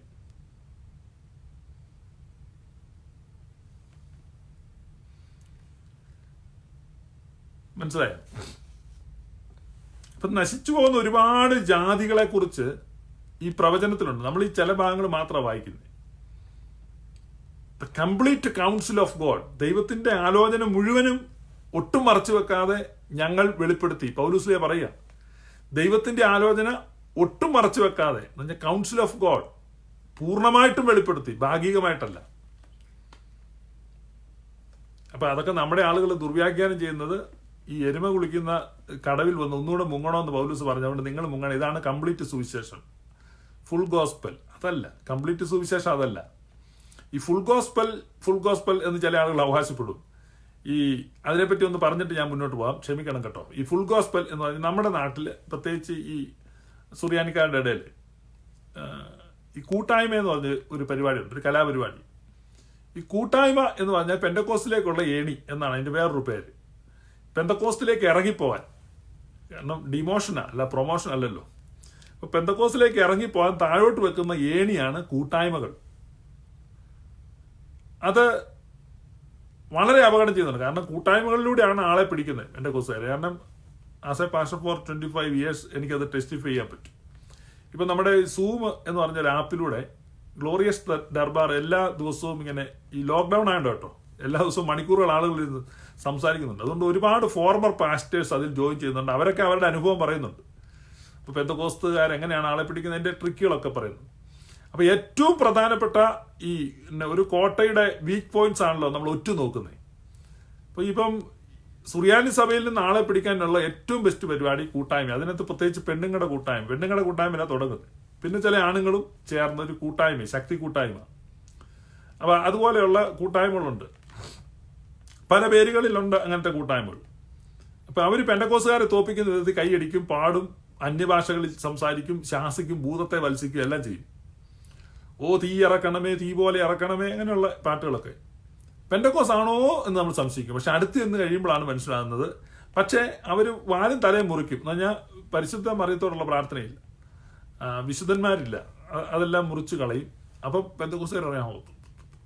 പക്ഷേ എന്നാലും കൊണ്ട് പോരാ, കാരണം ഫുൾ ഗോസ്പൽ ആയിട്ടില്ല. എന്താ ഫുൾ ഗോസ്പൽ? എരുമ കുളിക്കുന്ന കടവിൽ നീ വന്ന് ചാടണം, അപ്പോഴാണ് ഫുൾ ഗോസ്പൽ. എടാ അതല്ല ഫുൾ ഗോസ്പൽ. പൗലൂസ്ലിയ പറയാണ്, ഞാൻ ദൈവത്തിന്റെ ആലോചന ഒട്ടും മറച്ചു വെക്കാതെ എന്ന് പറഞ്ഞാൽ പൂർണ്ണമായ ദൈവഹിതം വെളിപ്പെടുത്തണം. അതെന്താണ്? എല്ലാ മനുഷ്യരും രക്ഷ പ്രാപിക്കും എന്നുള്ളതാണ്. അത് ഞാനിപ്പോൾ വായിക്കാം. ഈ സെഫന്യാവിന്റെ പുസ്തകം 2-ാം അധ്യായത്തിൽ ഇപ്പം ഞാൻ വായിച്ചു. ഇനി 3-ാം അധ്യായം അതേ പുസ്തകത്തിന്റെ തൊട്ട് 2 വരി മുന്നോട്ട് തള്ളി വായിക്കാം. 3-ാം അധ്യായം വായിക്കുമ്പോൾ 9-ാം വാക്യം, അപ്പോൾ സകല ജാതികളും ഏക മനസ്സോടെ അവനെ സേവിക്കേണ്ടതിന് ഞാൻ അവർക്ക് നിർമ്മലമായുള്ള അധരങ്ങളെ വരുത്തും. ഒരു മസാല ദോശയൊക്കെ ഓർഡർ ചെയ്ത് വരുത്തുന്ന പോലെ ദൈവം പറയണം, ഞാൻ അവർക്ക്, അവരൊന്നും ചെയ്യണ്ട, ചെയ്യേണ്ടതൊക്കെ ദൈവം ചെയ്തോളും. നിങ്ങൾ മനസ്സിലായി, നിങ്ങളൊന്നും ചെയ്യണ്ട. മനസ്സിലാകുന്നുണ്ടോ നിങ്ങൾക്ക്? കൂശ് നദികളുടെ അക്കരെ നിന്ന് എന്റെ നമസ്കാരികൾ, എന്റെ ചിതറിപ്പോയവരുടെ സഭ തന്നെ എനിക്ക് വഴിപാട് കൊണ്ടുവരും. അതുകൊണ്ട് ഞാൻ സാക്ഷിയായി എഴുന്നേൽക്കുന്ന ദിവസം വരെ എനിക്കായി കാത്തിരിപ്പിൻ. Just wait and see. നമ്മൾ ഈ സിനിമയ്ക്കകത്തൊക്കെ ചിലപ്പോൾ എഴുതി കാണിക്കത്തില്ലേ? ഇതാണ് ഈ ഓൾഡ് ടെസ്റ്റമെന്റിൽ ദൈവം പറഞ്ഞ അർദ്ധോക്തിയിൽ നിർത്തുകയാണ്. പരിണാമഗുപ്തി ക്രിസ്തു കൊണ്ടുവരികയാണ്. ആ പരിണാമഗുപ്തിയാണ് ഈ കിന്തിയ പെരുന്നാൾ, ഈ ഉയർപ്പ് പെരുന്നാൾ. ഇവിടെയാണ് സംഭവിക്കുന്നത്. ദൈവം പഴയ നിയമത്തിൽ അർദ്ധോക്തിയിൽ നിർത്തിയതിനെ മുഴുവൻ, അതിന് മുഴുവൻ പരിണാമഗുപ്തിയിൽ നമ്മൾ എത്തി വന്ന് നിൽക്കുകയാണ്. Story, it's A long story. അപ്പൊ ഇതിന്റെ അറ്റവും മുറിയും അവിടുന്ന് ഇവിടുന്നും ഒക്കെ വായിച്ചിട്ടാണ് ആളുകൾ പ്രസംഗിക്കുകയും വ്യാഖ്യാനിക്കുകയും എല്ലാം ചെയ്യുന്നത്. പെർഫെക്റ്റ് ആൻഡ് കംപ്ലീറ്റ് റിസ്റ്റോറേഷൻ, അതാണ് ദൈവഹിതം. അതാണ് ദൈവ സ്വഭാവത്തിന് യോജിച്ച സുവിശേഷം. അല്ലെങ്കിൽ ദൈവം മാനസിക രോഗിയോ അല്ലെങ്കിൽ ഇതാ മതിഭ്രമമുള്ള ആളോ ഒക്കെ ആണെന്ന് പറയേണ്ടി വരും. അടുത്ത വാക്യം വായിക്കാം. 1 കൊരിന്ത്യർ 3-ാം അധ്യായം 21-ാമത്തെ വാക്യം. ആകയാൽ ആരും മനുഷ്യരിൽ പ്രശംസിക്കരുത്, സകലവും നിങ്ങൾക്കുള്ളതല്ലോ. ഈ വായിക്കുന്ന ശ്രദ്ധിച്ച് കേൾക്കണം. സകലവും നിങ്ങൾക്കുള്ളതല്ലോ. പൗലൂസോ അപ്പല്ലോസോ കേഫാവോ, ലോകമോ ജീവനോ മരണമോ, ഇപ്പോഴുള്ളതോ വരുവാനുള്ളതോ, സകലവും നിങ്ങൾക്കുള്ളത്.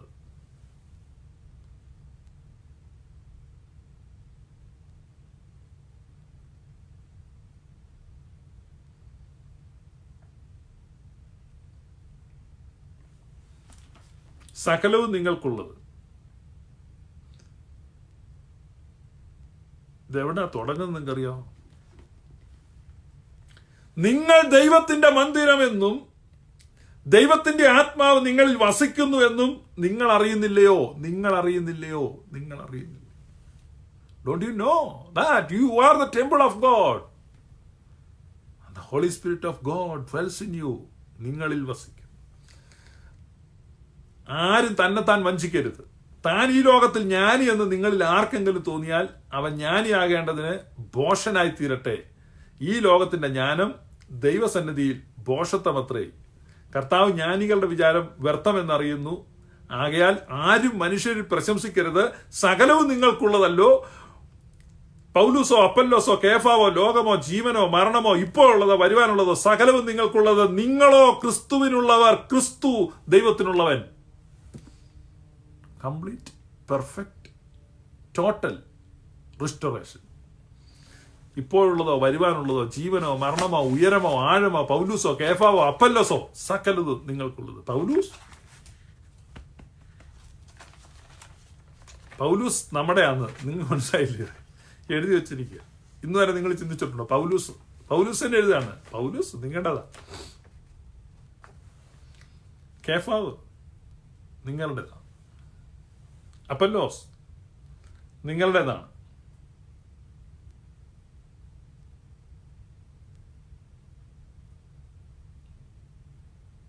നാം സകലതിനെയും അവകാശമാക്കും. മനസ്സിലായോ? രണ്ടു മൂന്ന് വാക്യങ്ങൾ കൂടെ വായിക്കണം, അപ്പോഴേ നിങ്ങൾക്ക് ക്ലിയർ ആയിട്ട് മനസ്സിലാകത്തുള്ളൂ. വെളിപ്പാട് പുസ്തകം 21:7 വായിക്കണം. ജയിക്കുന്നവന് ഇത് അവകാശമായി ലഭിക്കും. ഞാൻ അവന് ദൈവവും അവൻ എനിക്ക് മകനുമായിരിക്കും. ജയിക്കുന്നവന് ഇത് അവകാശമായി ലഭിക്കും. ഞാൻ അവന് ദൈവവും അവൻ എനിക്ക് മകനുമായിരിക്കും. ഇനി വായിക്കാം. വെളിപ്പാട് പുസ്തകം 5:10. ഞങ്ങളുടെ ദൈവത്തിന് അവരെ രാജ്യവും പുരോഹിതന്മാരും ആക്കി വെച്ചു. അവർ ഭൂമിയിൽ വാഴുന്നു എന്നൊരു പുതിയ പാട്ട് അവർ പാടുന്നു.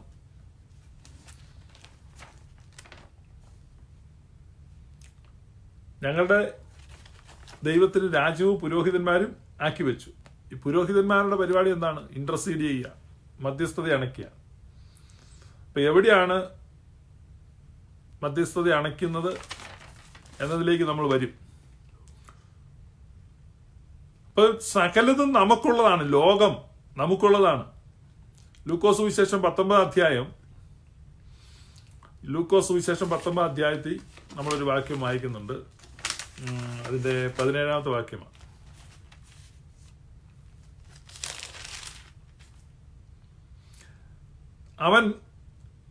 അവനോട് നല്ല ദാസനെ, നീ അത്യല്പത്തിൽ വിശ്വസ്തനാകൊണ്ട് 10 പട്ടണത്തിന് അധികാരമുള്ളവനായിരിക്ക എന്ന് കൽപ്പിച്ചു. 10 cities അധികാര സ്ഥാനങ്ങൾ കൊടുക്കുകയാണ്. വിശുദ്ധ ജീവിതം നയിക്കുന്നതുകൊണ്ടുള്ള പ്രയോജനം എന്താണ് എന്ന് പല ആളുകൾ ചോദിക്കുന്നുണ്ട്. ഞാൻ പല പ്രാവശ്യം ഉത്തരം പറഞ്ഞു. നിത്യതയിൽ പ്രതിഫലങ്ങളുണ്ട്, റാങ്ക്സ് ഉണ്ട്, കാറ്റഗറി പലതാണ്. എല്ലാവരും ഒരുപോലെ നിൽക്കും എന്ന് നിങ്ങൾ വിചാരിക്കേണ്ട. ഓരോരുത്തരും ഓരോ നിലവാരത്തിലാണ്.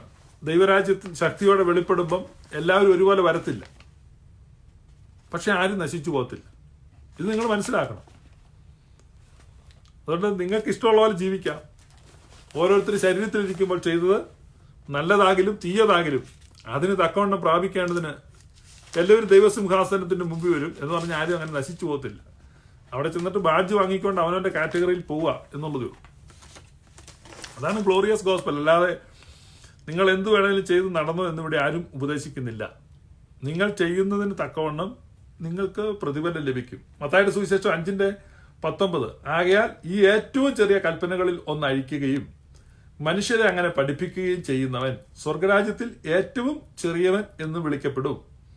അവയെ ആചരിക്കുകയും പഠിപ്പിക്കുകയും ചെയ്യുന്നവനോ സ്വർഗരാജ്യത്തിൽ വലിയവൻ എന്ന് വിളിക്കപ്പെടും. ഇപ്പൊ 2 കൂട്ടരുണ്ട്. അതായത് ഈ ഏറ്റവും ചെറിയ കൽപ്പനകളിൽ ഒന്ന് അഴിക്കുകയും മനുഷ്യരെ അങ്ങനെ പഠിപ്പിക്കുകയും ചെയ്യുന്നവൻ സ്വർഗരാജ്യത്തിൽ ഏറ്റവും ചെറിയവൻ എന്ന് വിളിക്കപ്പെടും. എന്നാൽ അവയെ ആചരിക്കുകയും പഠിപ്പിക്കുകയും ചെയ്യുന്നവൻ മനസ്സിലായോ? യേശു പറയാണ് ഈ കൽപ്പന പഠിപ്പിച്ചിട്ട് കാര്യമില്ല, ആചരിക്കുകയും പഠിപ്പിക്കുകയും ചെയ്യും. നമ്മൾ തോന്നിയ നടന്നിട്ട് നമ്മൾ ഇത് ഉപദേശിച്ചിട്ട് കാര്യമില്ല. അപ്പൊ 4 കൂട്ടരുണ്ട് അവിടെ. യേശു പറയുന്ന കാര്യത്തിൽ 4 കാറ്റഗറി. ഒന്ന്, കൽപ്പന അഴിക്കുന്നവൻ, അങ്ങനെ പഠിപ്പിക്കാതിരിക്കുന്നവൻ. കൽപ്പനയെല്ലാം പാലിക്കണം കേട്ടോ എന്ന് പറയും, പക്ഷെ പുള്ളി ഇരുന്ന് കൽപ്പനയൊന്നും പാലിക്കത്തില്ല. അതൊന്ന്. രണ്ടാമത്തെ കാറ്റഗറി, കൽപ്പന പുള്ളി അഴിക്കുകയും ചെയ്യും, നിങ്ങളും അങ്ങനെ ചെയ്തോളാം പഠിപ്പിക്കുകയും ചെയ്യും. മൂന്നാമത്തെ പുള്ളി കൽപ്പന പാലിക്കും, പക്ഷെ അങ്ങനെ പാലിക്കണമെന്ന് പഠിപ്പിക്കത്തില്ല. 4ാമത്തെ ആള് കൽപ്പന പാലിക്കുകയും ചെയ്യും, അങ്ങനെ കൽപ്പന പാലിക്കാൻ പഠിപ്പിക്കുകയും ചെയ്യും. ആ ആളാണ് ദൈവരാജ്യത്തിൽ ഏറ്റവും വലിയവൻ, മറ്റവൻ ദൈവരാജ്യത്തിൽ ഏറ്റവും ചെറിയവൻ. ഇനി നമുക്ക് സംശയം വരും, അത് കർത്താവ് ക്രൂശീകരണത്തിന് മുമ്പ് പറഞ്ഞതല്ലേ? അങ്ങനെ ദൈവരാജ്യത്തിൽ വലിയവരും ചെറിയവരും ഒക്കെ ഉണ്ടാകുമോ? എല്ലാവരും ഒരുപോലെ ഇരിക്കത്തില്ലേ? സംശയമാണ്. എബ്രായലേഖനം 8-ാം അധ്യായത്തിൽ 11-ാം വാക്യം, ഇനി അവരിൽ ആരും തന്റെ കൂട്ടുകാരനെയും തന്റെ സഹോദരനെയും കർത്താവിനെ അറിയുക എന്ന് ഉപദേശിക്കുകയില്ല. അവർ ആബാലവൃദ്ധം എല്ലാവരും എന്നെ അറിയും. എൻ്റെ മൂലഭാഷയിൽ വായിച്ചാൽ ഫ്രം ലീസ്റ്റ് എന്നാണ്, ഏറ്റവും ചെറിയവൻ മുതൽ ഏറ്റവും വലിയവൻ. From least to the greatest. From least to the greatest. താഴ്ന്ന റാങ്കിലുള്ളവൻ തൊട്ട് ഉയർന്ന റാങ്കിലുള്ളവൻ വരെ എല്ലാവരും ദൈവത്തെ അറിയും. അപ്പൊ പെർഫെക്റ്റ് റിസ്റ്റോറേഷനിലേക്കാണ് ഈ വാക്യങ്ങൾ വിരൽ ചൂണ്ടുന്നത്. Perfect and complete restoration. ദൈവം എല്ലാവരെയും സ്നേഹിക്കുന്നു. ആരും നശിച്ചു പോകാൻ ദൈവം ആഗ്രഹിക്കുന്നില്ല. മനസ്സിലാകുന്നുണ്ടോ? ആരും നശിച്ചു പോകാൻ. 2 പത്രോസ് 3-ാം അധ്യായം 9-ാമത്തെ വാക്യം, ചിലർ താമസം എന്ന് വിചാരിക്കുന്ന പോലെ കർത്താവ് തന്റെ വാഗ്ദത്തം നിവർത്തിപ്പാൻ താമസിക്കുന്നില്ല. ആരും നശിച്ചു പോകാതെ എല്ലാവരും മാനസാന്തരപ്പെടുവാൻ അവൻ ഇച്ഛിച്ചു. നിങ്ങളോട് ദീർഘക്ഷമ കാണിക്കുന്നതേ ഉള്ളൂ. അപ്പൊ ദൈവം ഇച്ഛിക്കുന്നത് എന്താണ്? പൗലോസ് ലീഹായും പത്രോസ് ലീഹായും ഒരുപോലെ പറയുകയാണ്, എല്ലാവരും രക്ഷ പ്രാപിക്കാൻ ദൈവം ഇച്ഛിക്കുന്നു. ദൈവം ഇച്ഛിക്കുക എന്ന് പറഞ്ഞാൽ നടന്നു എന്നാണ് അർത്ഥം. അല്ലെ പിന്നെ ആ ഇച്ഛിച്ച ആൾ ദൈവമല്ല. യെശയ്യാവിൽ പ്രത്യേകിച്ച് പറയാണ്, എൻ്റെ ഇച്ഛയെ നടക്കത്തുള്ളൂ. കാരണം എനിക്ക് ആരംഭത്തിൽ തന്നെ അവസാനം അറിയാം. പൂർവ്വകാലത്ത് തന്നെ ഞാൻ വരാനുള്ളത് പ്രസ്താവിക്കും. ഞാൻ പ്രസ്താവിച്ചിരിക്കുന്നു, അത് നടപ്പാകും. ഞാൻ നിർണയിച്ചിരിക്കുന്നു, അത് നിറവേറും. ഞാൻ എൻ്റെ ആലോചന അനുഷ്ഠിക്കുന്ന ഒരു പുരുഷനെയാണ് ഇപ്രാവശ്യം വിളിച്ചിറക്കിയിരിക്കുന്നത്. ആ പുരുഷൻ ഒരു വ്യത്യാസവും ഇല്ല. ഞാൻ പറയുന്ന കാര്യം വെടിപ്പായിട്ട് നടപ്പാകും. മനസ്സിലായോ? ദൈവം ഇറക്കിവിട്ടിരിക്കുന്ന പുരുഷൻ ദൈവം ഇച്ഛിക്കുന്ന കാര്യങ്ങൾ, കൊല്ലുന്ന രാജാവിന് തിന്നുന്ന മന്ത്രി എന്ന് കേട്ടിട്ടുണ്ടോ?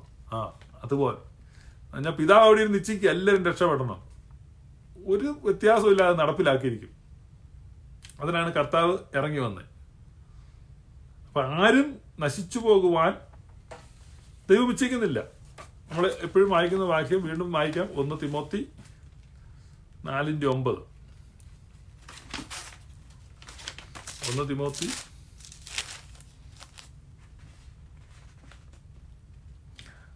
അതിനായിട്ട് തന്നെ നാം സകല മനുഷ്യരുടെയും പ്രത്യേകിച്ച് വിശ്വാസികളുടെയും രക്ഷിതാവായ ജീവനുള്ള ദൈവത്തിൽ ആശ വെക്കുന്നു. He is the Xavier of all men. അവൻ സകല മനുഷ്യരുടെയും രക്ഷിതാവാണ്.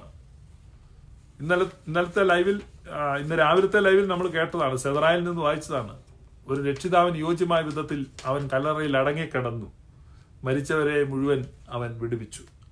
ആദാമിന്റെ മുഴുവൻ സന്തതികളെയും അവൻ ഉദ്ധാരണം ചെയ്തു.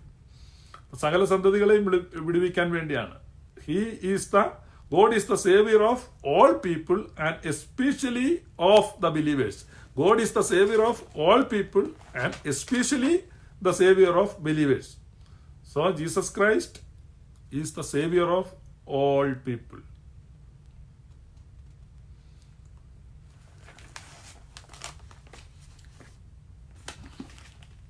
മത്തായിയുടെ സുവിശേഷം 12-ാം അധ്യായം 29-ാമത്തെ വാക്യം. മത്തായിയുടെ സുവിശേഷം 12-ാം അധ്യായം 29-ാമത്തെ വാക്യം. ബലവാനെ പിടിച്ചു കെട്ടിയിട്ടല്ലാതെ ബലവാന്റെ വീട്ടിൽ കടന്ന് അവന്റെ കോപ്പ് കവർന്നു കളയുവാൻ എങ്ങനെ കഴിയും? പിടിച്ചു കെട്ടിയാൽ പിന്നെ അവന്റെ വീട് കവർച്ച ചെയ്യാം.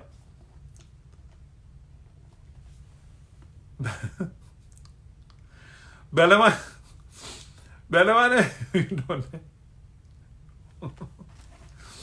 നിങ്ങൾ എന്നോട് ക്ഷമിക്കണം കേട്ടോ. കാരണം ഞാൻ ഈ പഴയ ഓരോ കാര്യം ഓർത്തിങ്ങനെ ചിരിക്കുന്ന. ഈ ബാംഗ്ലൂർ ഒരു പാസ്റ്ററുണ്ട്, M.A. വർഗീസ് എന്ന് പറയും. പുള്ളിയാണ് ഈ സകല മനുഷ്യനെ വഷളാക്കുന്നത്. പുള്ളിയൊക്കെ ഒരു ഹീറോയ്ക്ക് പരിവേഷ. പുള്ളിയുടെ ശിഷ്യനാണ് ഈ കോട്ടയത്തുള്ള തങ്കു ബ്രദറൊക്കെ. അവരാണ് ഈ ശാപം മുറിക്കാനൊക്കെ M.A. വർഗീസ് ആണ് ഇവരെ പഠിപ്പിക്കുന്നത്.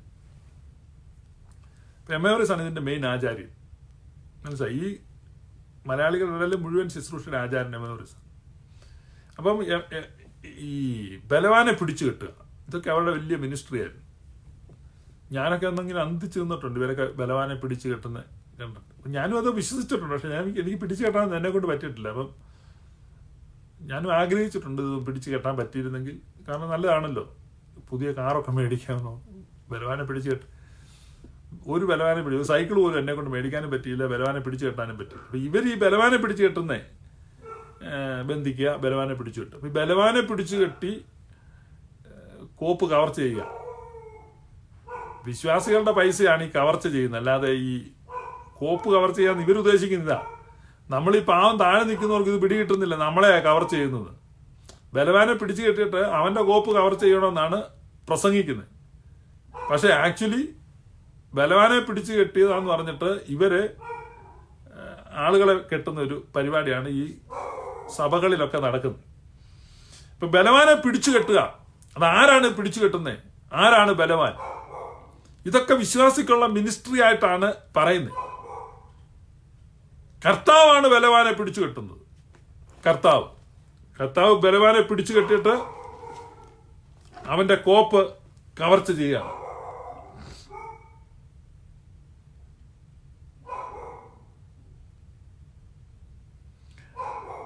അതുകൊണ്ട് ഞാൻ നിങ്ങളോട് പറയുന്നത്, സകല പാപവും ദൂഷണവും മനുഷ്യരോട് ക്ഷമിക്കും, ആത്മാവിന് നേരെയുള്ള ദൂഷണമോ ക്ഷമിക്കയില്ല.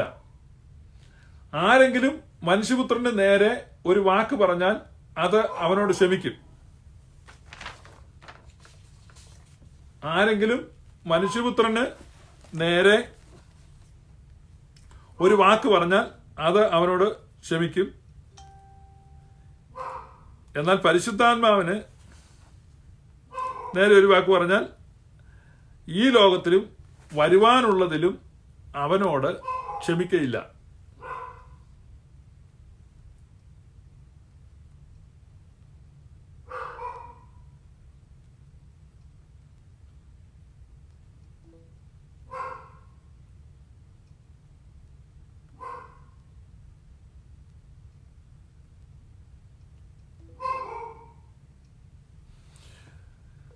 അപ്പൊ ഈ വാക്യം നിങ്ങൾ മനസ്സിൽ ഒന്ന് ഉറപ്പിക്കണം.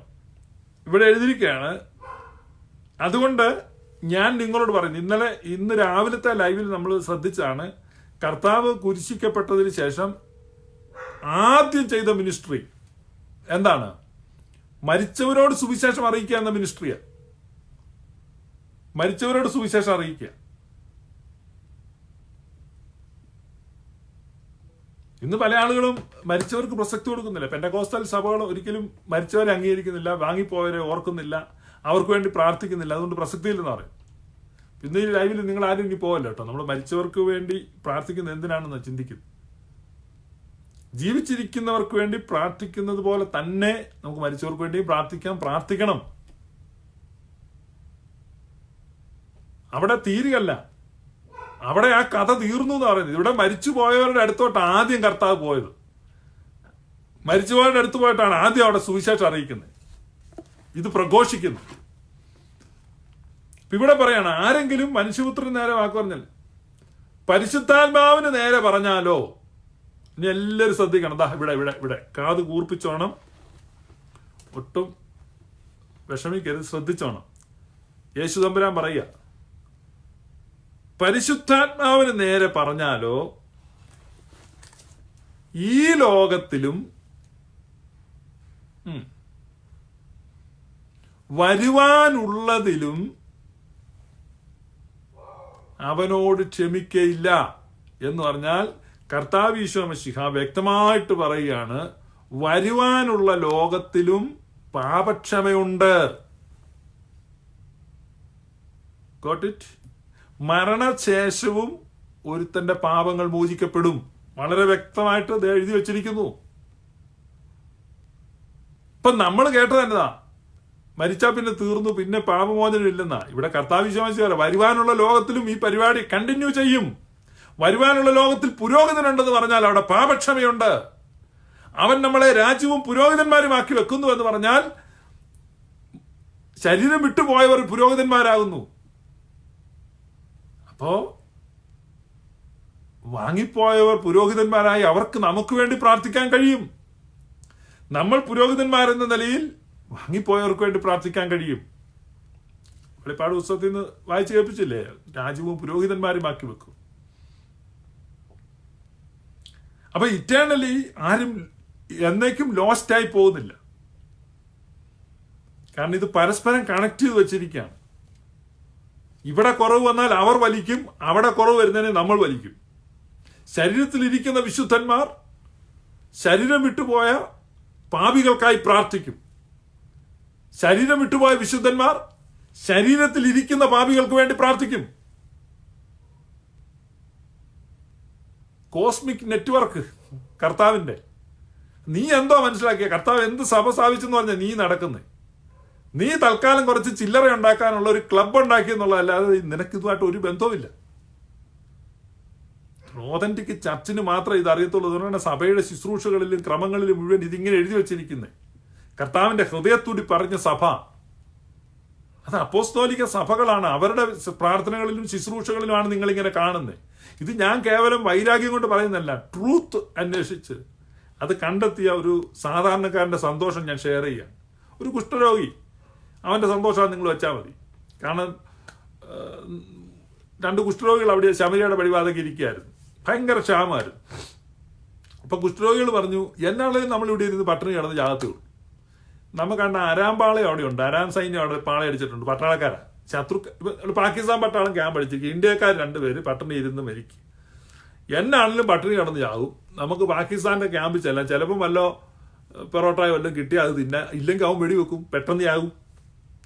2000 നേട്ടമാ. കാരണം പട്ടിണി കിടന്ന് ചാകുന്നപ്പോൾ അത് ഉണ്ട കൊണ്ട് ചാകുക. എന്നാ പിന്നെ പാകിസ്ഥാൻകാരുടെ പട്ടാള ക്യാമ്പിലോട്ട് ചെല്ലാം എന്ന് പറഞ്ഞതുപോലെ ഈ 2 കുഷ്ഠരോഗികൾ എഴുന്നേറ്റിട്ട്, why do we sit here until we die, let us go.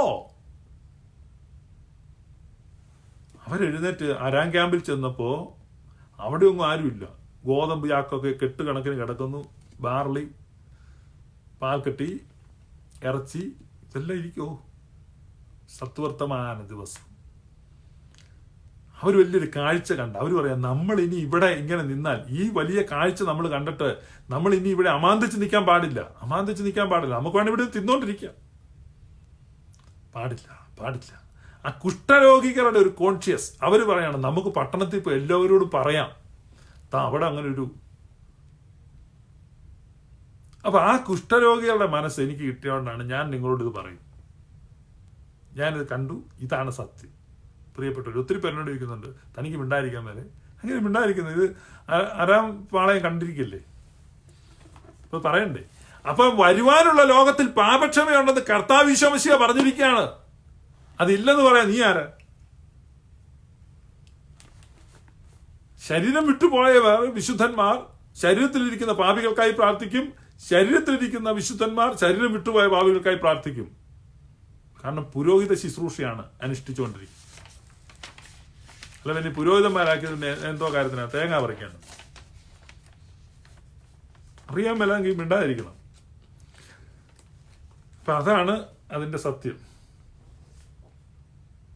അപ്പൊ പെർഫെക്റ്റ് ആൻഡ് കംപ്ലീറ്റ് റിസ്റ്റോറേഷൻ.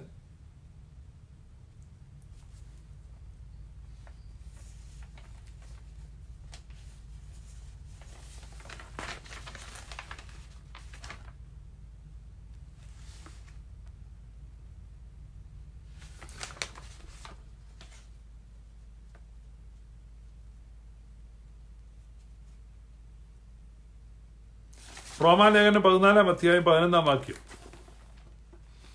റോമാലേഖനം 14 അധ്യായം. ഞാൻ കുറെ കാര്യങ്ങൾ പറയണമെന്ന് ഓർത്താണ്, എല്ലാം പറയാൻ സമയമില്ലാത്തതുകൊണ്ട് ഇപ്പം ഞാനിങ്ങനെ ചിന്തിക്കുക ഏതാ പറയേണ്ടത്, ഒഴിവാക്കേണ്ടത് ഏതാണ്, അതാണ് കൺഫ്യൂസ്ഡ് ആകുന്നത്. റോമാലേഖനം 14 അധ്യായം 11 വാക്യം. എന്നാണ് എൻ്റെ മുമ്പിൽ എല്ലാ മുഴങ്കാലും മടങ്ങും, എല്ലാ നാവും ദൈവത്തെ സ്തുതിക്കും എന്ന് കർത്താവ് അരുളി ചെയ്യുന്നു എന്ന് എഴുതിയിരിക്കുന്നുവല്ലോ. എന്നാണ് എൻ്റെ മുമ്പിൽ എല്ലാ മുഴങ്കാലും മടങ്ങും, എല്ലാ നാവും സ്തുതി പാടും എന്നെഴുതി. റോമാലേഖനം 14 ഞാൻ വായിച്ചത്. ഫിലിപ്പിയ ലേഖനം 2 ഇതേ കാര്യം എഴുതിയിട്ടുണ്ട്. എവരി നീ shall bow and every tongue will confess that Jesus Christ is Lord. ഇനി 1 കൊരിന്ത്യർ 12:3. 1 കൊരിന്ത്യർ 12:3.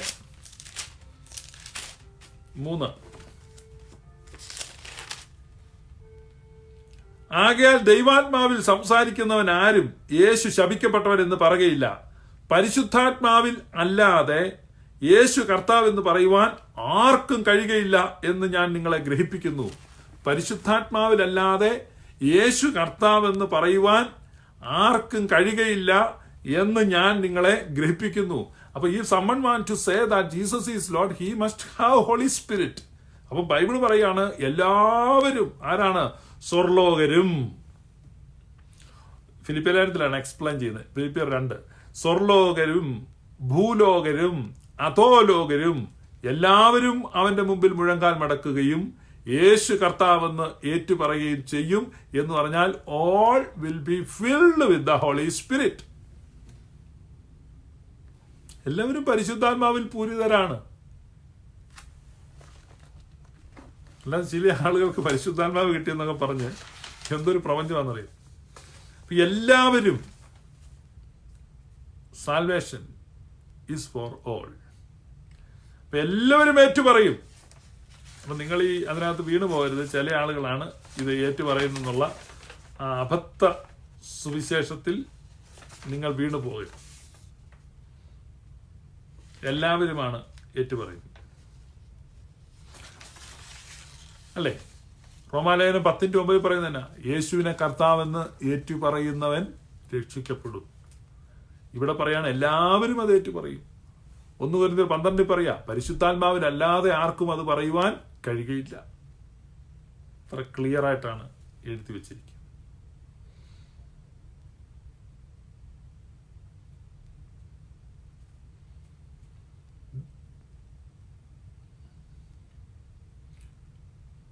ഒന്ന് കൊരിന്ത്യർ 5:17 ഒന്ന് വായിക്കാം. 1 കൊരിന്ത്യർ 5:17.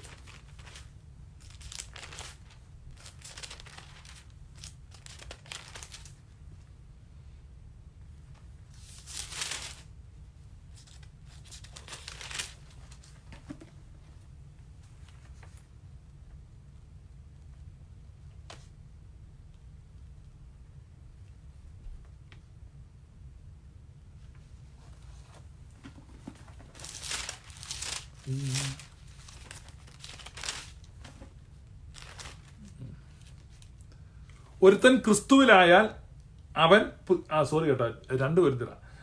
ഒരുത്തൻ ക്രിസ്തുവിലായാൽ അവൻ പുതിയ സൃഷ്ടിയാകുന്നു, പഴയത് കഴിഞ്ഞുപോയി, ഇതാ അത് പുതുതായി തീർന്നിരിക്കുന്നു. അതിനൊക്കെയും ദൈവം തന്നെ കാരണഭൂതൻ. അപ്പൊ ഒരാള് പുതിയ സൃഷ്ടിയാകാൻ വേണ്ടി അവനൊന്നും ചെയ്യാനില്ല, അവനൊന്നും ചെയ്യാൻ പറ്റത്തില്ല, ദൈവമാണ് കാരണഭൂതൻ. മുമ്പ് നമ്മൾ യെശയ്യാപ്രവചനത്തിൽ നിന്ന് വായിച്ചെന്നതാ, അവൻ അനീതി നിമിത്തം നീതി സംബന്ധിച്ച് അകന്നുപോയ കഠിന ഹൃദയന്മാരാണ്, ഞാൻ നീതിയെ സമീപസ്ഥമാക്കും. ദൈവം അതിനെ ഇങ്ങനെ വലിച്ചുകൊണ്ടുവരും, നീതിയെ വലിച്ചുകൊണ്ടുവരും. കാരണം 153 വലിയ മീൻ കയറിയ ഒരു വല, പുനരുത്ഥാനത്തിന്റെ വെളുപ്പിനെ വീണ്ടും മീൻ പിടിക്കാൻ പോയ പത്രോസിന്റെ വലയിൽ കുരുങ്ങിയത് യേശു കർത്താവ് വന്നു. ആ വല വലിച്ചു കയറ്റുവാൻ കഴിഞ്ഞില്ല. അപ്പൊ എല്ലാവരും ചേർന്ന് ആ വല ഇങ്ങനെ വലിച്ചു കയറ്റുകയാണ്. മുഴുവൻ മനുഷ്യവർഗത്തെ ദൈവത്തിങ്കിലേക്ക് വലിച്ച് അടുപ്പിക്കുന്ന മശിഹായുടെ ചിത്രമാണ്. ആ കടലിൽ നിന്ന് ആ വല, മീൻ നിറഞ്ഞ ആ വല വലിച്ചു കയറ്റാൻ അവർ സ്ട്രഗിൾ ചെയ്യുകയാണ്. അതുപോലെയാണ് ദൈവത്തിൽ നിന്ന് അകന്നുപോയ ഹോൾ യൂണിവേഴ്സിനെ ദൈവത്തിങ്കിലേക്ക് തിരിച്ചു വലിച്ചിങ്ങ് അടുപ്പിക്കുകയാണ് കർത്താവ്. It's A very beautiful picture of the ministry of Lord Jesus.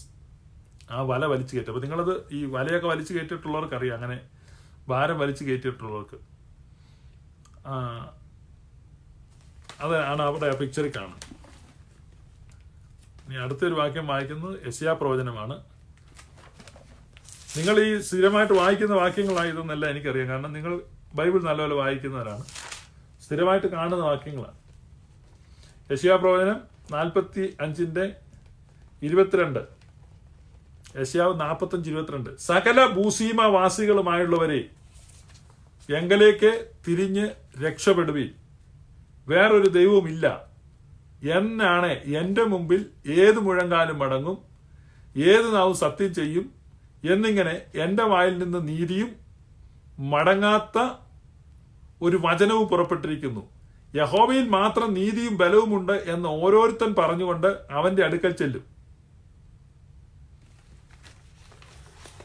Salvation of all people prophesied by the prophet Isaiah. അതാണ് നമ്മൾ അവിടെ വളരെ വ്യക്തമായി കാണുന്നത്.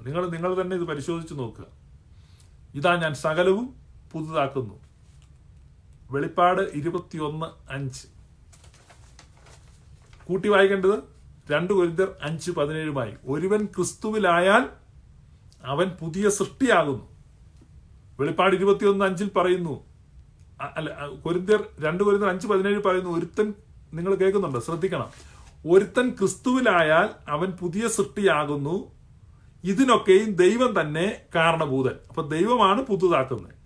വെളിപ്പാട് 21:5 പറയാ, സിംഹാസനത്തിൽ ഇരിക്കുന്നവൻ അരുളി ചെയ്യുന്നു, ഇതാ ഞാൻ സകലതും പുതുതാക്കുന്നു. അപ്പൊ പിന്നെ ആരാ പുതുതാകാതെ പോകുന്നത്? പോയോ? This is glorious gospel.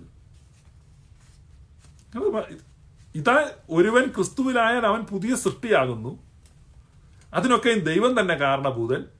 ആ ദൈവം പറയാണ്, ഇതാ ഞാൻ സകലവും പുതുതാക്കുന്നു.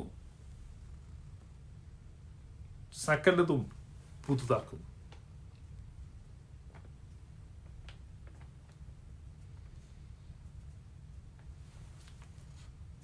ഇതാണ് ദൈവസന്നിധി. ഇപ്പൊ ഒത്തിരി ആളുകൾക്ക് ഈ സംശയം വരുന്ന 2-3 ഭാഗങ്ങളുണ്ട്. അവിടെ കൂടെ നമ്മൾ പോകും. കാരണം this is the day of resurrection. ഇത് പുനരുത്ഥാനത്തിന്റെയും സന്തോഷത്തിന്റെയും ദിവസമാണ്. പുനരുത്ഥാനത്തിന്റെയും സന്തോഷത്തിന്റെയും. ദൈവത്തിൽ നിന്ന് അകന്നുപോയി, അല്ലെങ്കിൽ നമ്മുടെ ഭാഷയിൽ പാപത്തിലായിപ്പോയി, പാപം ചെയ്തു പോയി, അല്ലെങ്കിൽ ദൈവത്തോട് റിസ്റ്റോർ ചെയ്യപ്പെട്ടില്ല, അനുരഞ്ജനപ്പെട്ടില്ല. റിക്കൺസിലിയേഷൻ, അതിനാണ് കർത്താവ് വിട്ടിരിക്കുന്നത്. അനുരഞ്ജനം. ആ അനുരഞ്ജനപ്പെടുവാൻ കഴിഞ്ഞില്ല എന്ന് പറഞ്ഞാൽ ദൈവത്തിന്റെ ഇഷ്ടം പോലെ നമ്മുടെ ഇഷ്ടമാക്കുക, ദൈവത്തിന്റെ മനസ്സിനെ പ്രാപിക്കുക, ദൈവത്തിന്റെ ഹിതത്തെ അറിയുക. സ്വഭാവത്താൽ ദൈവഹിതം അറിഞ്ഞ് ചെയ്യുന്ന അനേകരുണ്ട് കേട്ടോ. അപ്പൊ അതാണ് ഏറ്റവും പ്രധാനപ്പെട്ടത്.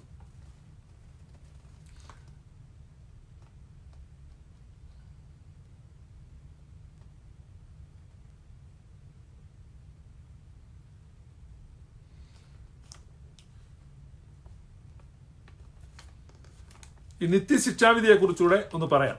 നിത്യശിക്ഷാവിധി, തീയ്. ആദ്യം മനസ്സിലാക്കേണ്ടത്, അവർ ഗോഡ് ഈസ് കൺസ്യൂമിങ് ഫയർ. നമ്മുടെ ദൈവം ദഹിപ്പിക്കുന്ന അഗ്നിയാണ്. ലൂക്കാസ് സുവിശേഷം 12:49 യേശു കർത്താവ്, ഭൂമിയിൽ തീയിടുവാൻ ഞാൻ വന്നിരിക്കുന്നു, അതിപ്പോഴേ കത്തിയിരുന്നെങ്കിൽ കൊള്ളാമായിരുന്നു എന്ന് ഞാൻ ആഗ്രഹിക്കുന്നു. എന്ന് പറഞ്ഞാൽ ഭൂമി മുഴുവൻ കത്തിച്ച് കളയണം എന്നല്ല യേശു ആഗ്രഹിക്കുന്നത്. തണുത്തതും ഇരുണ്ടതുമായ ഭൂമിയിലേക്ക് പ്രകാശവും ചൂടും നൽകുന്ന ആ തീയ്. നമ്മുടെ കേരളത്തിൽ ജീവിക്കുന്നവർക്ക് അത് അത്രയ്ക്ക് മനസ്സിലാകത്തില്ല. യൂറോപ്പിലോ അമേരിക്കയിലോ, അമേരിക്കയുടെ ഈസ്റ്റേൺ സൈഡിലും ഒക്കെ വന്നിട്ടുള്ളവർക്ക് അറിയാം. ഞങ്ങൾ താമസിക്കുന്നിടത്തൊന്നും അങ്ങനെയില്ല. ഈ മഞ്ഞുകാലമൊക്കെ വരുമ്പം ഉച്ചയ്ക്കൊരു 3 മണി ആകുമ്പോഴേ സൂര്യനൊക്കെ അസ്തമിച്ചു പോകും. രാവിലെ 10 ആകുമ്പോഴേ ഉദിക്കത്തുള്ളൂ. ഭയങ്കര ഇരുട്ടും തണുപ്പും മൂടലും. യൂറോപ്പിലൊക്കെ ഈ ബാൾട്ടിക് ഏരിയയിലൊക്കെ താമസിക്കുന്ന ആളുകളെ സംബന്ധിച്ച് മാസങ്ങളോളം ഭയങ്കര ഇരുട്ടും മൂകതയും ചൂളംവിളി പോലെ ചെറിയ കാറ്റും, മൊത്തം തണുപ്പാണ്. അപ്പം അവിടെ നമ്മളൊരു തീ ആഗ്രഹിക്കും, വെളിച്ചവും ചൂടും കൊണ്ടുവരുന്നത്. അപ്പം പാപത്താൽ തണുത്ത് മരവിച്ച് സാത്താന്റെ ഇരുള് പിടിച്ചിരിക്കുന്ന ഭൂമിയെ നോക്കിയിട്ടാണ് ക്രിസ്തു അതിനെ അഡ്രസ് ചെയ്യുന്നത്. ഈ ഇരുട്ടിലേക്ക്, ഈ മരവിപ്പിലേക്ക് ദൈവത്തിന്റെ സ്നേഹത്തിന്റെ തീ കത്തിക്കാൻ ഞാൻ ആഗ്രഹിക്കുന്നു. ഞാൻ അതിനുവേണ്ടി അയക്കപ്പെട്ടവനാണ്. നിങ്ങൾ ലൂക്കാസ് സുവിശേഷം 12:49 വായിക്കണം. God is consuming fire. മോശ കണ്ടത് മലയുടെ മുകളിൽ മുൾപ്പടർപ്പിൽ മുൾപ്പടർപ്പിനെ എരിയിക്കാതെ കത്തിക്കൊണ്ട് നിൽക്കുന്ന തീയയാണ്. ദൈവം അങ്ങനെയാണ്, സ്നേഹാഗ്നിയാണ്. സ്നേഹത്തിന്റെ, സത്യത്തിന്റെ തീയും ചൂടും ഭൂമിക്ക് മുഴുവൻ നൽകുവാൻ ദൈവം ആഗ്രഹിക്കുന്നു. അപ്പൊ അതാണ് കർത്താവിന്റെ മിഷൻ. അതിനാണ് കർത്താവ് വന്നെന്നാണ് പറയുന്നത്. വ്യക്തമായിട്ട് കർത്താവ് പറയും, മനുഷ്യരുടെ പ്രാണങ്ങളെ നശിപ്പിക്കാനല്ല ഞാൻ വന്നത്, രക്ഷിപ്പാനാണ്. ഇപ്പൊ ഭൂമിയിൽ തീയിടാമെന്ന കർത്താവാണെങ്കിൽ ശിഷ്യന്മാർ ചോദിക്കുന്നുണ്ട്, ഈ ഏലിയാവ് ചെയ്തതുപോലെ ശമരിയായ മുഴുവൻ തീ ഇറക്കി ഞങ്ങൾക്ക് സമരിയായ നശിപ്പിച്ചാലോ നീക്കുക കർത്താവ്, നിങ്ങൾ ഏത് ആത്മാവിന് അധീനം? ഈ കർത്താവ് എന്തൊരു കർത്താവാണ്? ശമരിയ ഒരു പട്ടണം നശിപ്പിക്കാമെന്ന് ശിഷ്യന്മാർ പറഞ്ഞപ്പം കർത്താവ് പറയാണ്, നീയൊക്കെ ഏത് ആത്മാവിന് അധീനരാണെന്ന് എനിക്ക് മനസ്സിലാകുന്നില്ല. പക്ഷേ കർത്താവ് പറയാം, ഭൂമി മുഴുവൻ തീയിടാനാണ് ഞാൻ വന്നിരിക്കുന്നത്. അപ്പൊ ഈ ശിഷ്യന്മാർ പറഞ്ഞ തീയും കർത്താവ് പറഞ്ഞ തീയും രണ്ടും രണ്ടാണെന്ന് നിങ്ങൾ മനസ്സിലാക്കും. അല്ലെ, ഭൂമി മുഴുവൻ തീയിടാമെന്ന കർത്താവ് ഒരു പട്ടണം കത്തിക്കാൻ തടസ്സം നിൽക്കൂ? മനുഷ്യപുത്രം വന്നിരിക്കുന്നത് മനുഷ്യരുടെ പ്രാണങ്ങളെ നശിപ്പിക്കാനല്ല, മനുഷ്യരുടെ പ്രാണങ്ങളെ രക്ഷിക്കാനാണ്.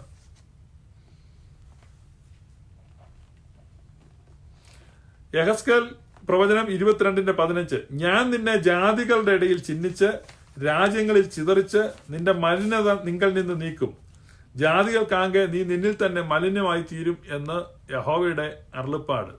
യഹോവയുടെ അരുളപ്പാട് എനിക്കുണ്ടായതെന്നാൽ, മനുഷ്യപുത്ര, ഇസ്രായേൽ ഗൃഹം എനിക്ക് കിട്ടമായി തീർന്നിരിക്കുന്നു.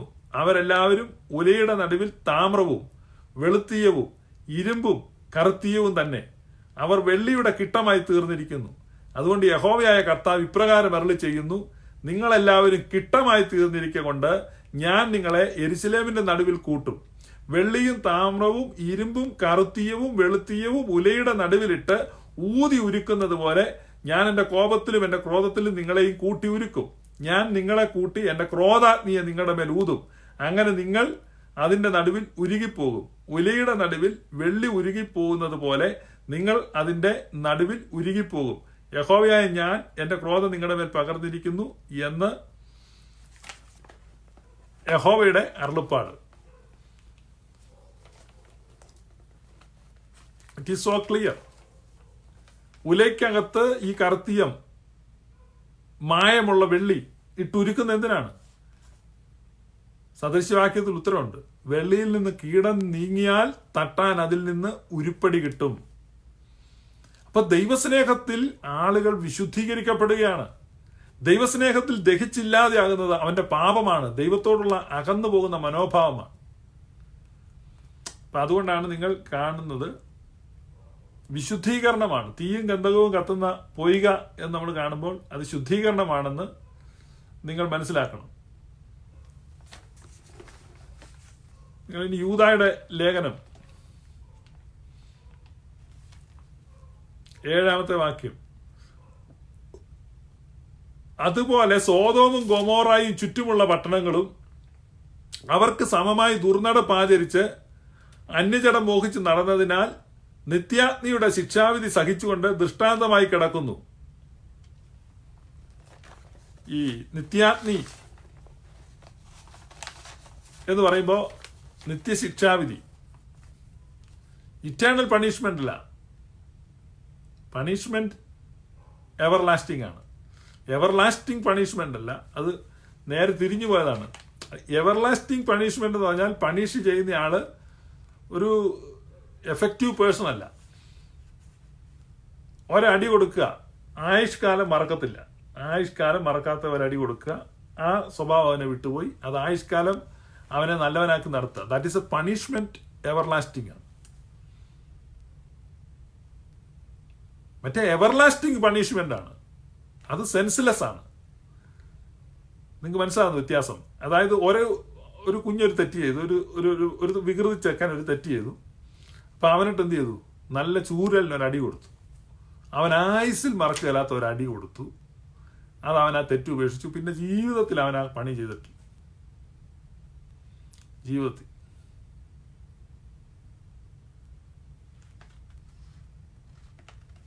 അത് പണിഷ്മെന്റ് എവർലാസ്റ്റിംഗ് ആണ്.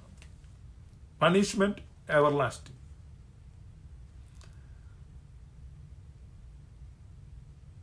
Punishment everlasting. ഇവിടെ നമ്മൾ വായിച്ചിട്ട് തിരിക്കുന്ന എവർലാസ്റ്റിംഗ് പണിഷ്മെന്റ് ആണ്. എന്ന് പറഞ്ഞാൽ എല്ലാ ദിവസവും രാവിലെ എഴുന്നേറ്റ് ഇവനോട്ട് കൊടുക്കുകയാണ്, ഉച്ചയ്ക്ക് കൊടുക്കുകയാണ്, വൈകുന്നേരം കൊടുക്കുകയാണ്, സന്ധ്യയ്ക്ക് കിടക്കാൻ നേരത്തും കൊടുക്കുകയാണ്. അടിയോടടിയാണ്. അടിയോടടി എന്തിനാ അടിക്കുന്നതിനും അറിയത്തില്ല, അടി കൊള്ളുന്നതിനും അറിയത്തില്ല.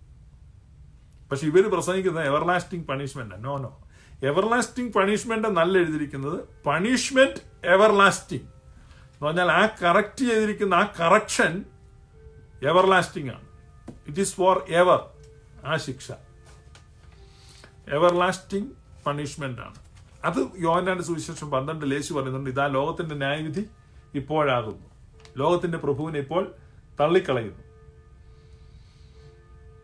അപ്പൊ ഇതാണ്, നീതിമാന്മാർ നിത്യ സന്തോഷത്തിലേക്കും മറ്റവർ നിത്യ ശിക്ഷയിലേക്കും പോകും. മത്തായി സുവിശേഷം 25. എന്താണ് ഈ നിത്യശിക്ഷ? നിത്യശിക്ഷ എന്ന് പറഞ്ഞാൽ നമ്മൾ അവിടെ ഈ നിത്യത എന്ന് തർജ്ജിമ ചെയ്തിരിക്കുന്ന വാക്ക് എന്താണെന്ന് മനസ്സിലാക്കിയാൽ ഒരു ഏജ് എന്നാണ്, ഒരു പർട്ടിക്കുലർ കാലത്തേക്കുള്ള ശിക്ഷ. അല്ലാതെ നിത്യത എന്നുള്ള എവർലാസ്റ്റിംഗ് എന്നുള്ള തർജ്ജിമ തെറ്റാണ്. അവിടെ എവർലാസ്റ്റിംഗ് അല്ല, ആ ഒരു പർട്ടിക്കുലർ അതിന്റെ പർപ്പസ് സെർവ് ചെയ്യുന്നത് വരെ എന്ന് മാത്രമാണ്. അതിന് ഉദാഹരണം പറയണമെങ്കിൽ നമ്മൾ എഫേസ്യ ലേഖനം 2-ാം അധ്യായത്തിൽ നമ്മൾ നോക്കിയാൽ മതി. പൂർവ്വകാലങ്ങൾക്ക് മറഞ്ഞു കിടന്ന എന്ന് പറഞ്ഞാൽ അവിടെ എഴുതിക്കുന്ന സെയിം വാക്കാണ്. അപ്പോൾ ഒരുപാട് ഒന്നിലധികം നിത്യതകളുണ്ടെന്ന്, ഒന്നിലധികം നിത്യത എന്ന് പറഞ്ഞാൽ ഒന്നേ വരാൻ പറ്റത്തുള്ളൂ, ഒന്നിലധികം വരാൻ പറ്റത്തില്ല. അപ്പൊ ഇതൊരു പർട്ടിക്കുലർ ടൈമാണ്. ഈ പർട്ടിക്കുലർ ടൈമിൽ ദൈവത്തെ സ്നേഹിക്കാൻ പറ്റാത്തവർ, ദൈവത്തോട് കോംപ്രമൈസ് ചെയ്യാൻ പറ്റാത്തവർ, ദൈവത്തോട് നിരപ്പാകാൻ പറ്റാത്തവർ, ദൈവത്തെ ഉൾക്കൊള്ളാൻ പറ്റാത്തവർ, ദൈവത്തിന്റെ മനസ്സ് സ്വാംശീകരിക്കാൻ പറ്റാത്തവർ, ദൈവത്തോട് മത്സരിക്കുന്നവർ, റിബല്യസ് നേച്ചർ ഉള്ളവർ, അവരെ സംബന്ധിച്ച് കരച്ചിലും പല്ലുകടിയുമായിരിക്കും. അതൊരു ഫിസിക്കൽ ഫയർ അല്ല, അതൊരു ഫിസിക്കൽ ഫയർ അല്ല. ഇനി ഞാൻ ഈ എന്താണ് പണിഷ്മെന്റ് എന്ന് മനസ്സിലാക്കണമെങ്കിൽ അത് ടോട്ടൽ റിക്കൺസിലിയേഷനാണ്, അനുരഞ്ജനമാണ്, റിസ്റ്റോറേഷനാണ്, പുനഃസ്ഥാപന, യഥാസ്ഥാപനമാണ്. അതിനൊരു ഉദാഹരണം പറഞ്ഞാൽ, ധൂർത്തനായ പുത്രന്റെ കഥയിലെ മൂത്ത മകൻ വന്ന് ആ മുറ്റത്ത് നിൽക്കുകയാണ്. ഇളയ മകൻ പുരക്കകത്ത് ഭയങ്കര നൃത്തമാണ്, ഡാൻസ്, പാട്ട്, വിരുന്ന് എല്ലാം നടക്കുകയാണ്. അപ്പം അതാണ് സ്വർഗം അല്ലെങ്കിൽ പ്രസൻസ് ഓഫ് ഗോഡ്. ഈ മൂത്ത പുത്രൻ മുറ്റത്ത് നിൽക്കുകയാണ്, അവന് കയറാൻ പറ്റുന്നില്ല. ആരാണ് അവനെ തടയുന്നത്? ഫാദറാണോ? എൽഡർ സണ്ണാണോ? യങ്ങർ സണ്ണാണോ? ഇനി സെർവൻസ്? നിങ്ങൾ പറ, ഏതെങ്കിലും സെർവൻസ് ഇവനെ തടയുന്നുണ്ടോ? നോ. ഫാദർ ഇവനോട് പറയുന്നു ഇങ്ങോട്ട് കയറില്ലെന്ന്? No no. മറിച്ച് ഫാദർ പറയുന്നത് നീ കയറി വരാനാ. യങ്ങർ സൺ പറയുന്നുണ്ടോ ചേട്ടാ പോടാ പറയുന്നുണ്ടോ? ഇല്ല. അപ്പൊ ആരും ഇവനെ തടയുന്നില്ല, മറിച്ച് ഇവനിലെ ഇരുള്. എന്താ ഇവനിലെ ഇരുള്? പിതാവിന്റെ ഹൃദയത്തെ അറിയുന്നതിൽ ഇവന് സംഭവിച്ച പരാജയം. അപ്പൊ ദൈവ ഹൃദയത്തെ തിരിച്ചറിയുന്നതിൽ സംഭവിച്ച പരാജയം ദൈവ സാന്നിധ്യം പൊള്ളുന്ന അനുഭവമാക്കി തീർക്കും. അവിടെയാണ് കൺവേർഷൻ നടക്കുന്നത്. ആ ദൈവ സാന്നിധ്യത്തെ തിരിച്ചറിഞ്ഞ് ദൈവത്തിന്റെ ഹൃദയത്തെ അംഗീകരിക്കുമ്പോൾ ഓരോരുത്തരും ദൈവത്തെങ്കിലേക്ക് ചെല്ലും. അവിടെയാണ് ഓരോരുത്തരും മോക്ഷത്തിലേക്ക് വരുന്നത്. അപ്പൊ ആ ഒരു പ്രോസസ്സാണ് സംഭവിക്കുന്നത്. ആ ഒരു പ്രോസസ്സിന്റെ ഒരു ടൈം ലാഗ് മാത്രമേ ഉള്ളൂ. ആ ടൈം ലാഗ് കഴിയുമ്പോൾ ഓരോരുത്തരും കർത്താവിലായിരിക്കും. പറഞ്ഞു ഒരു മനുഷ്യനും നഷ്ടപ്പെട്ടു പോകത്തില്ല,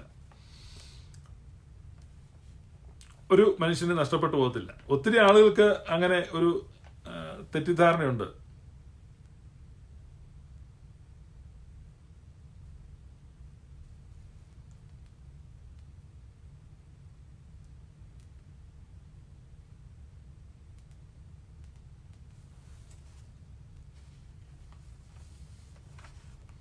ഞാൻ ഒരു വാക്യം കൂടെ വായിക്കാം.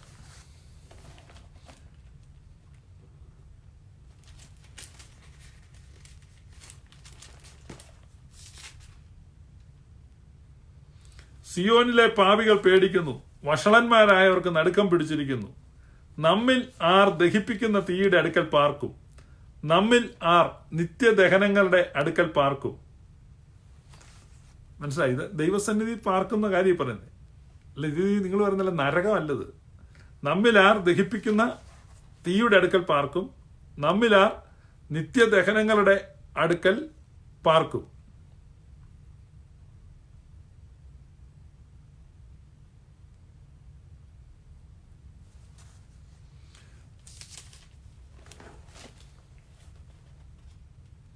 വളരെ ക്ലിയർ ആണ്.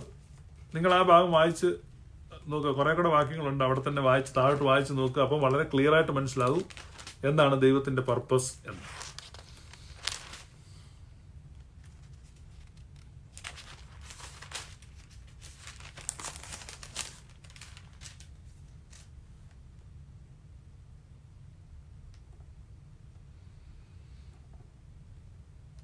യെഹെസ്കേൽ പ്രവചനം 16:53. നീ അവർക്ക് ആശ്വാസമായി നിന്റെ ലജ്ജ വഹിക്കേണ്ടതിനും നീ ചെയ്തിട്ടുള്ള എല്ലാവറ്റെയും കുറിച്ച് ലജ്ജിക്കേണ്ടതിനും ഞാൻ സോദോമിന്റെയും അവരുടെ പുത്രിമാരുടെയും സ്ഥിതിയും ശമര്യയുടെയും അവരുടെ പുത്രിമാരുടെയും സ്ഥിതിയും അവരുടെ നടുവിലുള്ള നിന്റെ പ്രവാസികളുടെ സ്ഥിതിയും മാറ്റും. നിന്റെ സഹോദരിയായ സോദോമും അവളുടെ പുത്രിമാരും തങ്ങളുടെ പൂർവാവസ്ഥയിലേക്ക് മടങ്ങി വരും. ശമര്യയും അവളുടെ പുത്രിമാരും തങ്ങളുടെ പൂർവാവസ്ഥയിലേക്ക് മടങ്ങി വരും. നീയും നിന്റെ പുത്രിമാരും നിങ്ങളുടെ പൂർവാവസ്ഥയിലേക്ക് മടങ്ങി വരും. പ്രൊഫസിയാണ്. ദൈവത്തിന്റെ സ്നേഹാതിരേകത്തെ കാണിക്കുകയാണ് ശമര്യയോടും സോദോമിനോടും ഗൊമോറയോടും ഒക്കെയുള്ള സ്നേഹം എന്ന് പറഞ്ഞാൽ ദൈവം എല്ലാവരെയും എല്ലാറ്റിനെയും റിസ്റ്റോർ ചെയ്യും. ദൈവം എല്ലാവരെയും എല്ലാറ്റിനെയും റിസ്റ്റോർ ചെയ്യും. അതുകൊണ്ടാണ് നമ്മളിങ്ങനെ വായിക്കുന്നത്. അനാദ്യന്ത പിതാവിന്റെ ശക്തിയും ജ്ഞാനവുമാകുന്ന ഞങ്ങളുടെ മശിഹാ തമ്പുരാനെ, നീ സ്വാഭാവികമായും സാരാംശപ്രകാരവും സകലത്തെയും ശാന്തമാക്കുന്ന സമാധാനവും സകലത്തെയും രമ്യമാക്കുന്ന നിരപ്പുമാകുന്നു. നാളെ രാവിലെ നിങ്ങൾ പള്ളി കേൾക്കാൻ പോകുന്ന സെതറയാണ്, ശ്രദ്ധിച്ചോണം. സകലത്തെയും ശാന്തമാക്കുന്ന സമാധാനവും സകലത്തെയും, നോ ക്വസ്റ്റ്യൻസ്. പിതാവിനും മാതാവിനും മധ്യേ സാത്താൻ പ്രയോഗിച്ചതായ ആ വഞ്ചന നീ മുഖാന്തരം പരിഹരിക്കപ്പെട്ടു. സ്വർഗീയരും ഭൗമികരും എന്ന ഇരുഭാഗങ്ങളും തമ്മിൽ നീ മൂലം സമാധാനമുണ്ടായി. 2 parties, no third party. Hello, 2 parties, സ്വർഗീയരും ഭൗമികരും. 2 parties, no third party.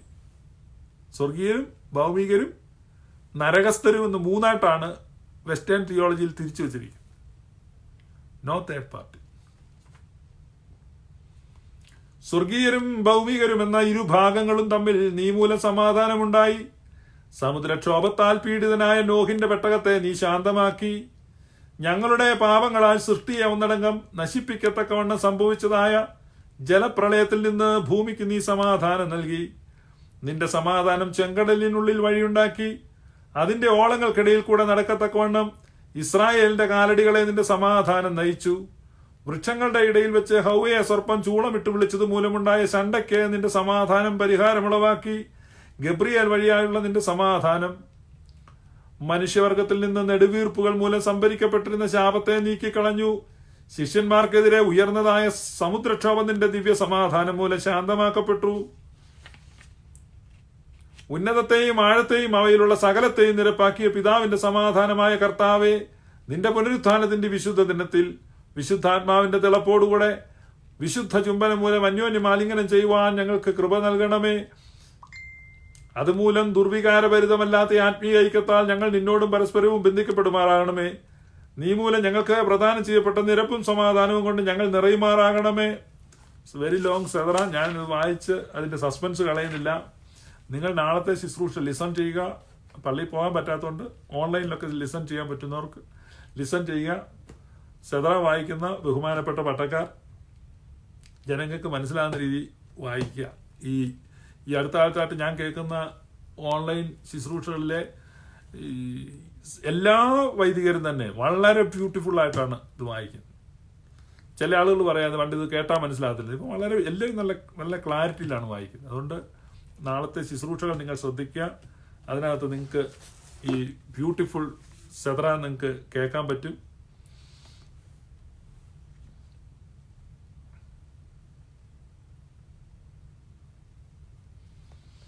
കാരണം സോദോമിനും ഗോമോറായ്ക്കും ശമരിയായ്ക്കും സകല ജാതികൾക്കും റിസ്റ്റോറേഷനാണ്. ജാതികളെ മോദിപ്പിൻ മറിയാമോദി താതനയാർ നെന്തനയൻ കബറി നേറി ദ്യുതിസുതരെ ദ്യുതിസുതരെ ദ്യുതിയാസന്നം പാലുളിയാം പകലിതിനെ സ്തോത്രം ചെയ്വിൻ മഷിഹായ പൊൻപുലരി സ്തോത്രം സ്തോത്രം സ്തോത്രം തേ താതവിശുദ്ധാത്മാവിനും. അപ്പം ജാതികളെല്ലാം മോദിക്കട്ടെ. എല്ലാ സകല ജാതികൾക്കും ഉണ്ടാകാനുള്ള ഒരു മഹാ സന്തോഷം. 33.5 വർഷം മുമ്പ് ആടിനെ കാവൽ കാത്തു കിടന്ന ഇടയന്മാരോട് ദൂതന്മാർ പറഞ്ഞു സകല ജാതികൾക്കും ഉണ്ടാകാനുള്ള ഒരു സന്തോഷം. അന്ന് ആ കൂട്ടത്തിലുള്ള 2 ദൂതന്മാരായിരുന്നോ എന്നറിയത്തില്ല. അതിൽ 2 ദൂതന്മാർ ഈ കല്ലറയ്ക്കകത്ത് വന്നിട്ട് മറിയത്തോട് പറയുകയാണ്, നീ എന്തിന് അവനെ ഇവിടെ തെരയുന്നു? അവൻ ഉയർത്തെഴുന്നേറ്റിരിക്കുന്നു.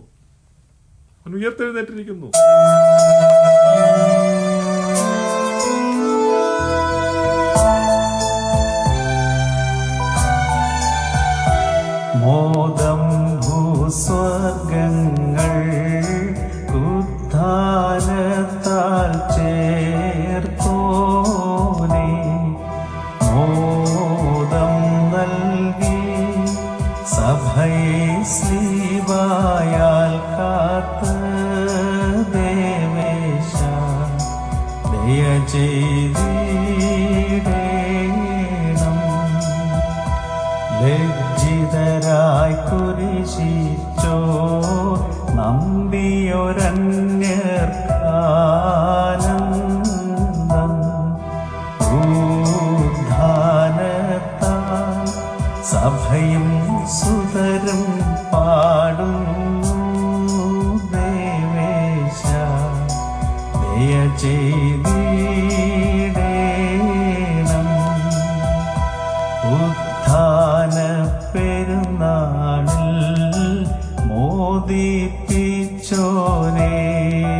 താത സൂനോ വിമലൻ റൂഹാസ്തുതി ഹല്ലേലൂയ ദേവേശ ദയ ചെയ്തിടേണം.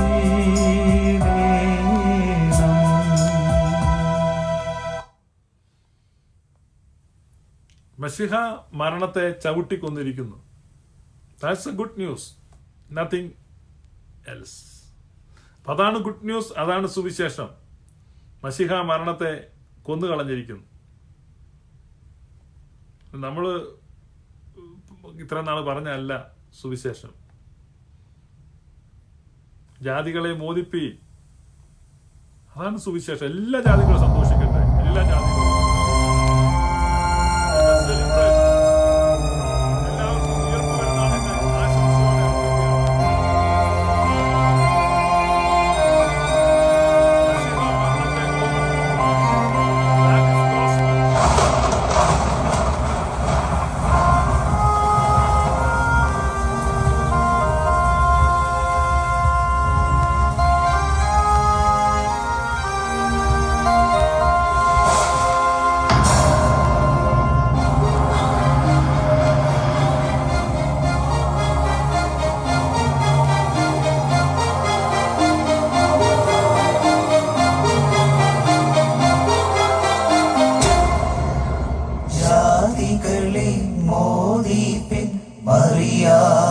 മറിയാമോദി താതനയാരെന്തനയൻ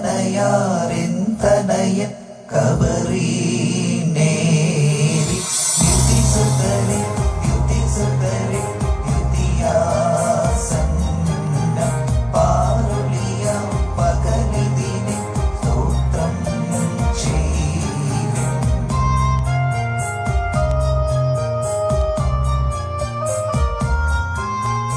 ഉപഗതമായുദ്ധാനം ശിഷ്യന്മാർ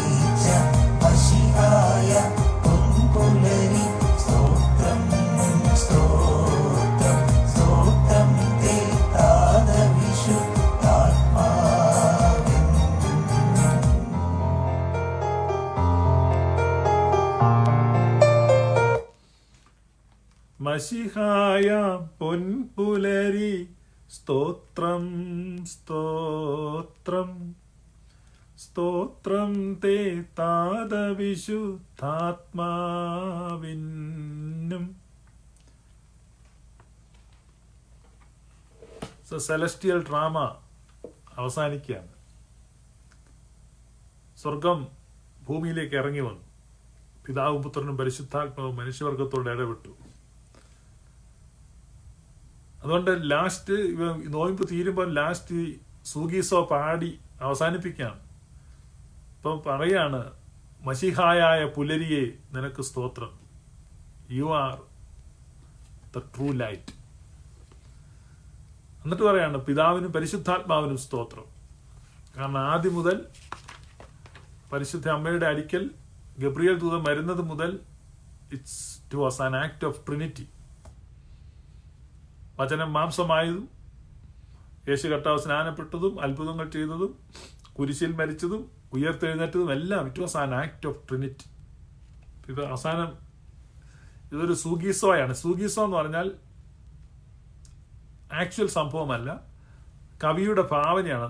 ഈ തിയോളജി നമ്മളെ മനസ്സിലാക്കാൻ ഇങ്ങനെ നടന്നിരിക്കാം എന്നുള്ളൊരു പോസിബിലിറ്റിയിൽ എഴുതുന്നതാണ്. അത് ആക്ച്വലി ആരും നടന്നതോ കണ്ടതോ ഒന്നുമല്ല. ഇപ്പോൾ ധാരാളം സുഗീസോകളുണ്ട്. ഇപ്പൊ കള്ളന്മാരുടെ ദുഃഖവെള്ളിയാഴ്ച നമ്മൾ കള്ളന്മാരുടെ സംവാദമുണ്ട്, ഭൂജാതികളെ മോദിപ്പിൻ. ഇപ്പൊ കള്ളന്മാർ അങ്ങോട്ടും ഇങ്ങോട്ടും സംസാരിക്കുന്നതായിട്ടൊക്കെ ഉള്ളത്.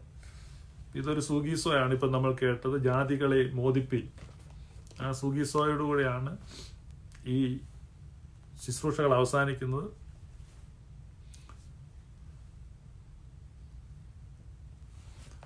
നമ്മൾ ഈ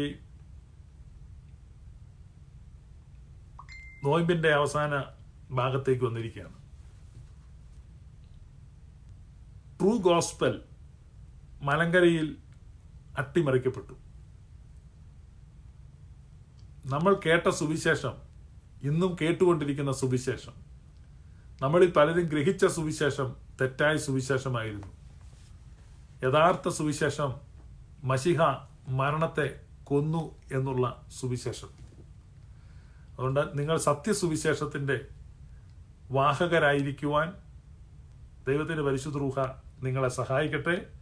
സത്യസുവിശേഷം വേണം നമ്മൾ കേൾക്കാൻ. അതുകൊണ്ട് കബറ് തുറന്ന് മശിഹ മരണത്തെ കൊന്ന ആ സത്യസുവിശേഷം ഓരോരുത്തരും പ്രഘോഷിക്കുക. ദൈവം നിങ്ങളെ ധാരാളമായിട്ട് അനുഗ്രഹിക്കട്ടെ. മശിഹ മരണത്തെ കൊന്നു, അതാണ് സുവിശേഷം. സുവിശേഷം ഇത്രയേ ഉള്ളൂ, മറ്റൊന്നും സുവിശേഷമല്ല, മറ്റെന്തോ വിശേഷങ്ങളാണ്. യഥാർത്ഥത്തിലുള്ള സത്യസുവിശേഷം മശിഹ മരണത്തെ കൊന്നു എന്നുള്ള ദിവസമാണ്. അതാണ് ഇന്നത്തെ സ്റ്റാറ്റസ് അപ്ഡേറ്റ്. മശിഹ മരണത്തെ കൊന്നു. That's it. May God bless you. Thank you. ഈ നോയമ്പ് കാലത്ത് നമ്മൾ 50 ദിവസം നോയമ്പുകാല ചിന്തകളുമായി സഞ്ചരിച്ചു. ഈ യാത്രയിൽ എന്നോട് കൂടെ ഇരുന്ന നിങ്ങൾക്ക് എല്ലാവർക്കും നന്ദി, നമസ്കാരം. May God bless you. Glorious gospel follow ചെയ്യുന്ന, ഗ്ലോറിയസ് ഗോസ്പൽ ജീവിതത്തെ സ്പർശിച്ച എല്ലാവരെയും വീണ്ടും വന്ദനങ്ങൾ അറിയിക്കുന്നു. എല്ലാവർക്കും ഉയർപ്പ് പെരുന്നാളിന്റെ ആശംസകൾ അർപ്പിക്കുന്നു. വളരെ പ്രതികൂലവും ഞെരുക്കവും ദുഃഖകരമായ വാർത്തകളുമാണ് നമ്മൾ ലോകത്ത് നിന്ന് കേൾക്കുന്നത്. എന്നാൽ മശിഹ ഉയർത്ത ഈ ദിവസം നമുക്ക് വലിയ പ്രത്യാശ, വലിയ പ്രതീക്ഷയുണ്ട്. ഏറ്റവും വലിയ തിന്മയിൽ നിന്ന് നന്മയെ കൊണ്ടുവരുവാൻ എനിക്ക് സാധിക്കും. ഞാൻ ഈ ലൈവ് തുടങ്ങിയപ്പോൾ പറഞ്ഞത് ജൂലിയൻ ഓഫ് നോർവിച്ച് 14-ാം നൂറ്റാണ്ടിൽ ജീവിച്ച വിശുദ്ധ വനിതാരത്നം എഴുതിയ പുസ്തകത്തിൽ റെവലേഷൻസ് ഓഫ് ഡിവൈൻ ലവ്, ദൈവസ്നേഹത്തിന്റെ വെളിപ്പാടെന്ന പുസ്തകത്തിൽ യേശു കർത്താവ് ദുഃഖിച്ച് തന്നോട് ചോദ്യം ചോദിക്കുന്നു. മനുഷ്യവർഗത്തെക്കുറിച്ച്, പാപത്തെയും കഷ്ടതയെയും കുറിച്ച് ചോദിക്കുന്ന ജൂലിയാനോട് യേശു പറഞ്ഞതായിട്ട് ആ രേഖത്തിൽപ്പെടുത്തിയിരിക്കുന്ന, since I have brought good out of the worst ever evil, since I have brought good out of the worst ever evil, I want you to know by this that I shall bring good out of lesser evils too. Waste ever evil.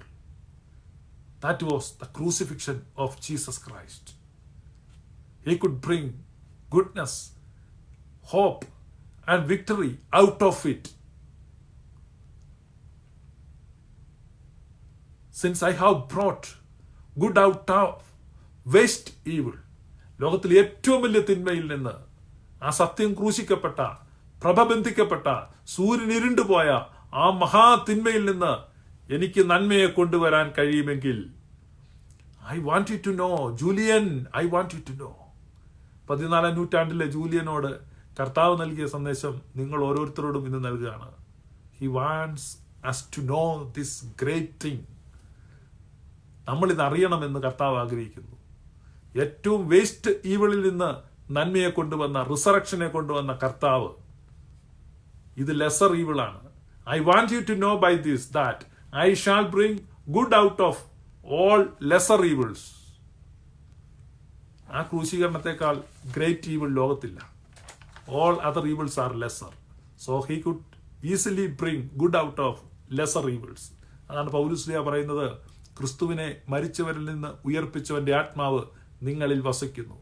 ആ ആത്മാവ് നിങ്ങളുടെ മർത്യതകളെ ജീവൽപ്രദമാക്കും, നിങ്ങളുടെ അസാധ്യതകളെ സാധ്യമാക്കി തീർക്കും. എല്ലാവർക്കും ഉയർപ്പ് പെരുന്നാളിന്റെ ആശംസകൾ. May God bless you. Thank you for watching. Thank you for joining with me in this live. ദൈവം നിങ്ങളെ ധാരാളമായി അനുഗ്രഹിക്കട്ടെ. ഉയർപ്പ് പെരുന്നാളിന്റെ എല്ലാ ആശംസകളും എല്ലാവർക്കും ഒരിക്കൽ കൂടെ അറിയിക്കുന്നു. Happy Easter.